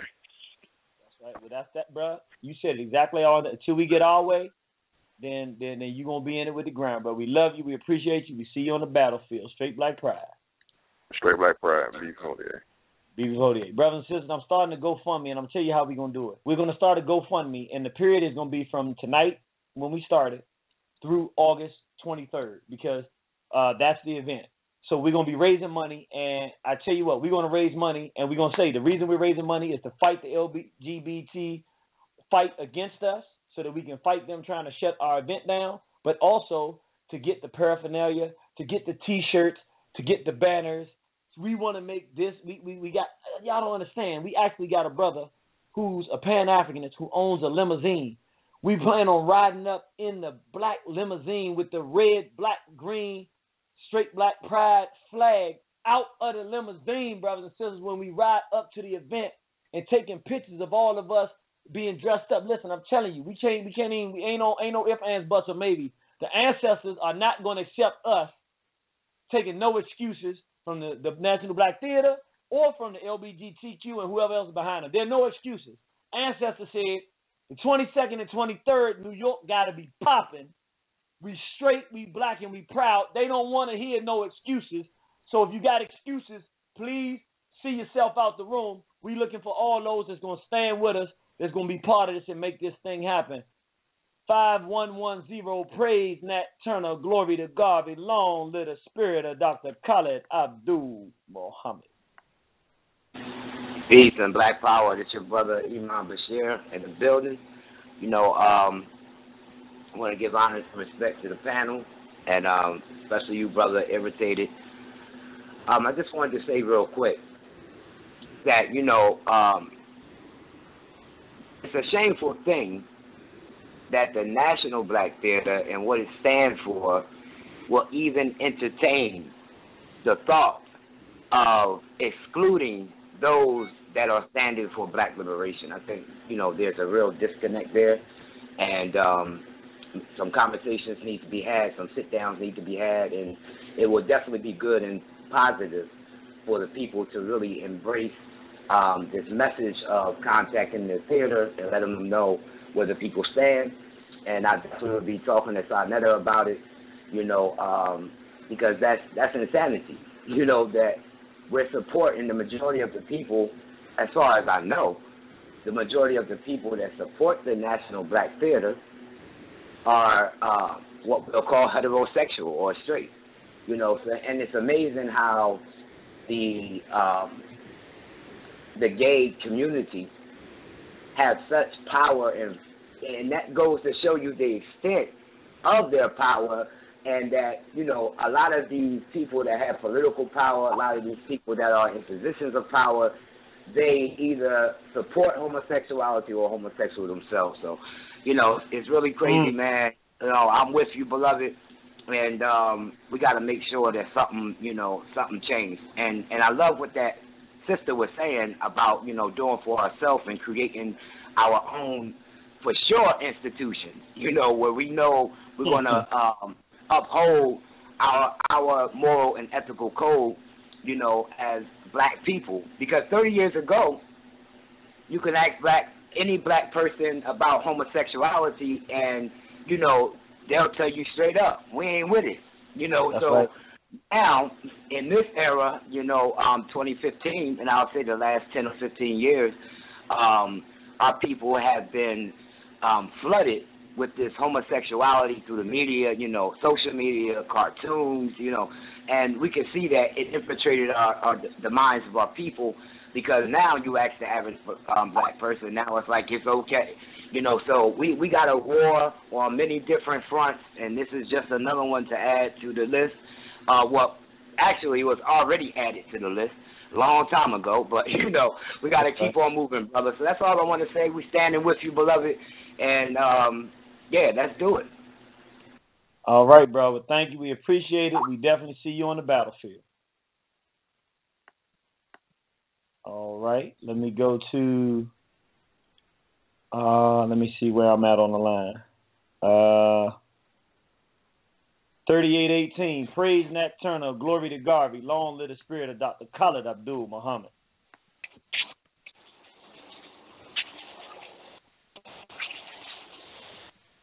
Praise Nat Turner, glory to Garvey, long live the spirit of Dr. Khalid Abdul Muhammad. I'm getting beat up because I let the other brother get a pass. I mean, I actually got into what he was saying and forgot to get him to make him to have the brother say, praise Nat Turner, glory to Garvey, and long live the spirit of Dr. Khalid Abdul Muhammad. So let me apologize on behalf of Baba Prophet Nat Turner, the great Master Garvey, and Dr. Khalid Abdul Muhammad. Please forgive me for allowing entry onto the forum without the proper greeting. I apologize, brothers and sisters. I'm fighting so many different battles at once. Sometimes I slip, okay? Made a mistake, but that's all right. But we all in this together, fighting this battle together, so let's keep it going. Let me go, let me see. 3818, praise Nat Turner, glory to Garvey, long live the spirit of Dr. Khalid Abdul Muhammad. All right. I got people be keeping me in check. If they was around more often, it wouldn't be sliding like that. Praise Nat Turner, glory to Garvey, long live the spirit of Dr. Khalid Abdul Muhammad. Anonymous caller. All right, hold on. Somebody saying something? Hello? No, they just listening. Let me go to 8482. Praise Nat Turner, glory to Garvey, long live the spirit of Dr. Khalid Abdul Muhammad. Oh, they just listening. Let me go 7901. Praise Nat Turner, glory to Garvey, long live the spirit of Dr. Khalid Abdul Muhammad. Let me go 8063. Praise Nat Turner, glory to Garvey, long live the spirit of Dr. Khalid Abdul Muhammad.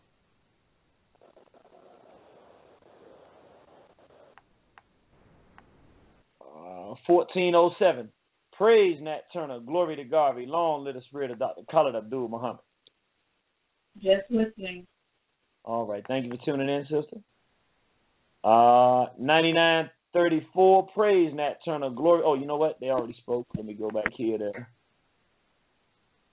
Let's see. 12:49. I think this is the last call. Praise Nat Turner. Glory to Garvey. Long live the spirit of Dr. Khalid Abdul Muhammad. Praise Nat Turner. Glory to Garvey. Long live General Khalid Muhammad. Yes, ma'am. My name is Brandy. Right. What'd you say? I'm Brandy. I'm in North Carolina. Yes, ma'am. How you doing, Sister Brandy? I'm really enjoying your call, brother. I love what you're doing. I just want to show you that you got the support down here. That's beautiful. Down all the way in Kakalaki. I always love North Kakalaki. One of my places I had the most fun. So you gonna be making your calls and sending your emails and getting folks to letting them know, hey, we can't shut this thing down. It's too big and too important. Yeah, I've shared it. I've already emailed them, and I've been sending them messages on their Facebook page. Beautiful, beautiful, beautiful. We want them to get. Matter of fact, that's another thing I didn't think about, brothers and sisters. Please, the Facebook page, we know that's a fast one, and send them strong but polite and respectful things. Hey, look, say it the way you say it, but we don't want no profanity or nothing. We want to come in and represent straight black pride, even when we making the demand that, hey, look, you can't turn your back on the black community like this because of the LGBTQ. Tell them, look, don't back down and don't be afraid. You have support from us, but stand your ground and go up there and hit that Facebook page so they can see hundreds and thousands of black people around the world are not in favor of this happening and not in favor of allowing the just like we did with the red, black, green. Everybody changed their avatar online. We need to have the same kind of overwhelming resistance to allowing the LGBTQ to do it. And let me tell you, I'm going to tell y'all a little secret. Y'all didn't know this, but I'm going to tell you, I'm going to fill y'all in. We keep looking at how powerful we are, how they are. This is the one thing we don't realize. Nobody ever resists them. This is what you don't understand. This is what you don't understand why we're going to win. They ain't never dealt with this kind of resistance. They've never had people that were courageous and ain't had nothing to lose. We have nothing to lose. We're not putting our jobs on the line because it's the National Black Theater that has it. So it's not like we're on our job and we can't say something. We ain't on no job. They're the ones that have something to lose because now, for the first time, we can see a community that got the character and courage to stand up against them. No one has done it yet. We're going to do it, and we're going to win. That's why we're going to win. And when we do it, everybody else is going to see how we done it and going to start standing up against them too. And then we're going to back them down and have them politely smiling when we come in the door. Straight black pride. So, sister, you got anything else you want to say? Is this your first time calling? Yes, it is, brother. And I do want to mention OurTimeNow.com with the H. It is the #1 black social networking site.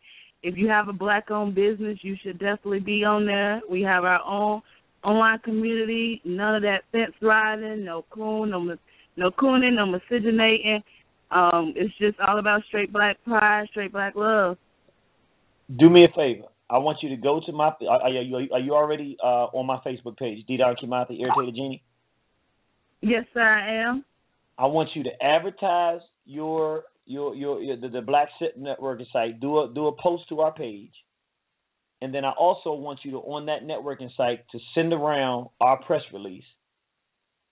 Oh, I've already put it on there, but where's the press release? The press release is I'll go ahead and share it again right now so that it goes to the front, to the top of our Facebook page, and so you'll see it, and it's in there, and it has a link that has the whole press release in there, and then I'm sorry, I'm trying to go ahead and do that now while you're on the line, so I don't forget to do it. Let me go ahead and just give me 1 second while this computer's a little slow. And we also send out the email so people can have the actual physical document, but it's going to be floating around everywhere. But I'm trying to wait for this thing. Let me just stop this. Let me just close it and stop it. Let me just go ahead and, all right, let me come back in here, Facebook. Because I'm going to share it to put it back up at the top again. And then once we do that, then this computer wants to act up now, right, when we're trying to get this done. But tell the people a little bit about that networking site again while I'm waiting for this so we can get you a little bit of advertising in there for free. And then we're going to put this up on our Facebook site. Okay. It's OurTimeNow.com with the 8. Spell it for us. Spell it all the way out for us. HOURTIMENOW.com. Okay. And tell us a little bit about what it's about and what it's doing. And it's a movement just like you doing, brother. It's stuff that it's the online community. It's Black people all over the world connecting, like-minded people, building on a platform where we ain't got to worry about other people coming in and putting their 2 cents in our business. Yo, brothers and sisters, I want everybody out there tuning in. Let's go give Our Time a chance. Let's give it a try. Let's go look at it. Let's see if we like it, because if we do, what we can do, and sister, are you just on it, or are you one of the people who created it? I'm not one of the creators, but I am an admin. I know the creator. His name is Joey White. He's from Los Angeles. Well, I tell you what, do me a favor. You look at the stuff that we have and what we're doing and what we're about, and then if you think that Straight Black Pride represents what your social networking site believes in, then you contact that brother. Then you contact that brother, have him look at what we're doing, and then tell him we would be interested in looking and talking to him to see if we can merge, and perhaps we could make the networking site, because we were going to create a Straight Black Pride networking site. Literally, we were in the process of doing that, but we haven't actually started it yet. If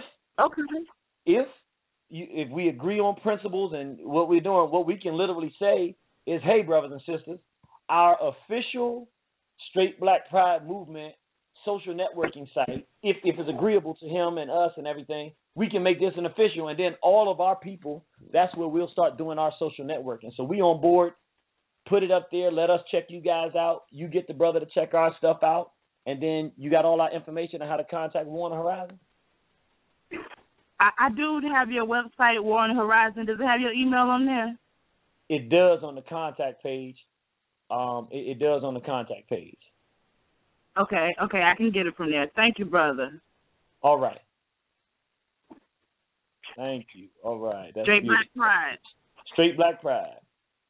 All right. The sisters talking Straight Black Pride. We need as much Straight Black Pride as we can have, brothers and sisters. Well, I think that we have gone through all of our phone calls tonight. I'm excited. I hope you're excited, because, brothers and sisters, I can't wait to stomp a mud hole in these. Matter of fact, let me find out from my wife. Wife, were you trying to say anything? Because I see she's still on the line, but she may just be listening. But if she wanted to say something tonight, I definitely wouldn't have no problem. We already had a queen that ended it, so that's cool. But I wouldn't have no problem with the queen ending it again. The wife hadn't said anything, so I guess she might be putting them little beautiful little ones I got up there in the bed, so they can get some beauty sleep and get their rest, so they can drive daddy crazy in the morning, because that's what they love to do. So with that said, brothers and sisters, I'm excited, and I mean this, brothers and sisters. I'm 100% confident we're going to win. I'm 100% confident. Now, one way or the other, we're going to win, no matter what happens. But what I will tell you is this. The difference between fighting us and everybody else that they fought is that they've never fought us. I'm going to say it again. Remember, we are the black people who know who we are, who know what we stand for. We have some history of our ancestors. We know which direction we want to go. We see what our enemies are doing to us. And obviously, because we're tuned in tonight, we're not afraid. They haven't faced them yet. The LGBTQ hasn't faced us yet. Now it's showtime. So if it's your economics, if it's emails, if it's phones, if it's your physical presence, you've been out there working out, brother, well, when we go out there, we need you out there. Ain't going to be no fighting. But if it was some fighting, we know you got it right. We want everybody. You've been out there training and shooting. Well, don't bring your hammer, but bring your hammer spirit. Because we have to understand, brothers and sisters, that it's very important to have victories. This particular victory and this particular battle is the first battle in the 21st century of relevance for African survival on this platform. I'm not saying that they're not other. I'm not disrespecting all of the platforms. I'm saying as we're looking for African global survival, We know that the number one agenda they're using to try to depopulate the planet of African people is homosexuality, in conjunction with a bunch of other ones. In America, we have not taken a stand, the community that's best suited to fight them. This is where their final war is waged for the homosexual community. They've taken over the Christian community. They've taken over the schools. They've taken over everything in the black community, community centers. The only thing left is the black nationalist, so-called Pan-African community, or whatever you want to call it. The conscious community, whatever you want to call it. It's the only thing left. And now they step to our doorstep and say, you can't be here. You must concede. And now it's time for us to stand up and show who the big boy in town is. Who's the real bully? Are we going to let a bunch of punks bully us, or are we the bullies? Are we, or if not the bullies, are we the toughest dude in the classroom? This is how it's supposed to be. It's always a bully that goes around pushing people on their head. But what happens is the bully ain't got to you yet.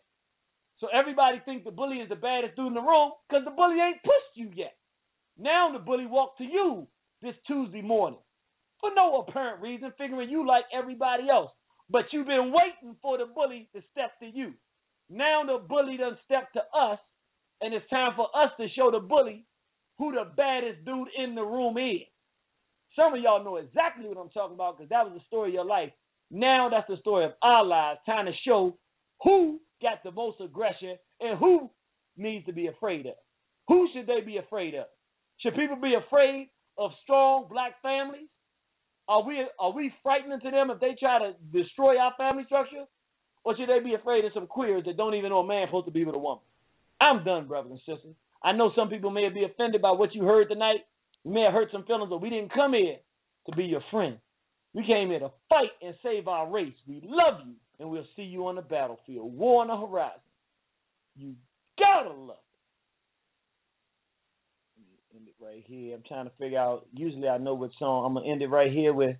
I gotta end it with something strong, brothers and sisters. Give me a minute. You know, I usually have it ready, but I'm so overwhelmed tonight. I got to give them something good on this one. I want to end this one. I want to end this one with the right song. I want to get it perfectly perfect. You know what? We got to support the revolution, brothers and sisters. Carrie John Production. Black Power Manhood Rap. Yeah. I just need a moment to think and a second to breathe, cause it seems the life that I lead is putting pressure on me. I done made some bad decisions, but I'm focused on winning, trying to pitch the whole nine, getting stronger every inning. Behind a few runs, but I was told from the beginning, don't you ever lose your confidence. Swing for the fences, gotta know your role. Play every position, listen to your coach, and play within the system. But motherfuck the system, cause the system got rules to give advantage to the home team, so you always gonna lose. When you feeling broke, you gotta have the proper tools to run up on the Jew, take his wallet and his jewels. I hunt you like a wolf, cause you ain't dealing with a fool. Cause I know who got the money, and money buys food, and money buys the weapons when it's time for us to duel. But for now, I play it cool, stay in the books like school. I'm a man with honor, not a crook like you. Don't confuse me with another, I ain't shook like you. True daughters, that's my heart and my soul, and my ultimate goal is to get free. Trigger fingers to fold, your best bet is to leave us alone. Desert Eagle is chrome, while you reaching for the stars, bullets reach for your dome to get rid of ya. Spit nasty as chlamydia, you hit it up, spray up your neighborhood with 50 shots. United we stand, divided we fall, but either way this white man plan to body us all. Put my life on the line every time I record, because there ain't no Pro Tools or microphones in the mall. So I spit it how I live it, middle finger to the critics, or anyone who thinks that what I'm spitting is a gimmick. I teach it and I give it to my seeds, there is no limit. What I will do to protect them for their freedom, you'll be finished. I'm a menace every time I spit a sentence.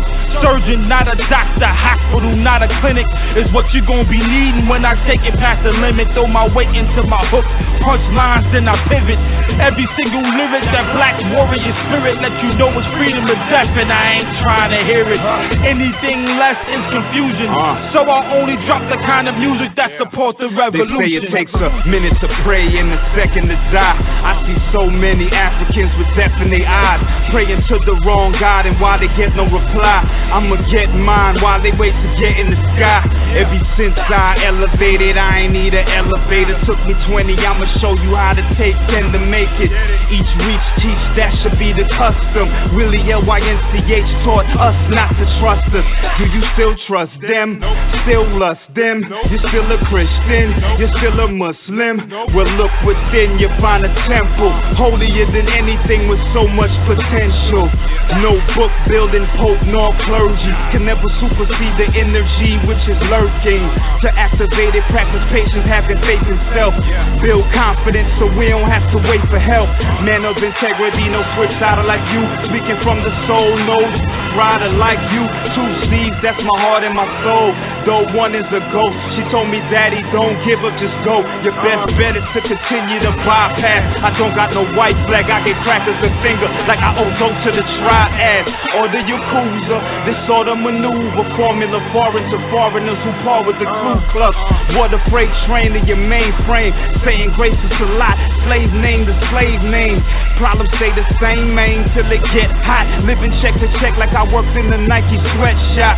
Bills got paid though, kids got fed though. Now I'm square two, helium, periodic table. Till I'm out it. Ugly neighbors, I spit like a Saudi sunflower seeds and chew in tobacco.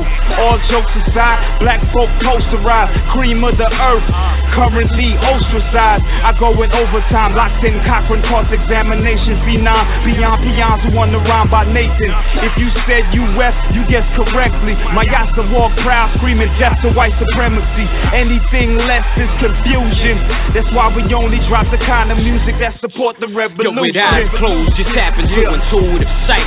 So I'd rather keep dreaming and bring that vision of life. Cause where I'm from, the habits, pack clips and losing. I'd rather build stack chips and keep it moving. Revolutionary. How come choose to keep snoozing, to step away from sanity? I solidify my delusion and checking from time to time. Make sure y'all ain't abusing the truth. Then drop a jewel cause y'all confusing the youth. We do for show. And I ain't talking about ghetto rock climbing. Man, that's a one-way ticket to being a slave or a private prison. Getting pennies a day for the basics. Living in cages while our labor makes their life a vacation. So we dictate how the pros do. Validate our own moves. I take over this culture according to how my soul moves. Vibrant, shining, let no industry hold you. Make your own fate or someone else to make it for you. I implore you, Mother Nature adores you. She melanated your race and birthed up the devil for you. I am Lord, insightful rock that landed on this blue rock to restore my eye. Knock the beast and bring my queen back. Her jewels and wash her feet and climb on her lap to rule. Ha! The true vivo hijo de Iti Bakahu Baba. A war chant for my people, le canto a la Pachamama. I am ASASO, lock and load and live by a warrior's code.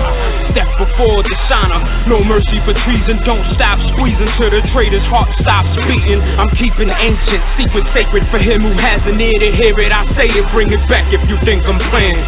Anything less is confusion. So I only drop the kind of music that supports the revolution.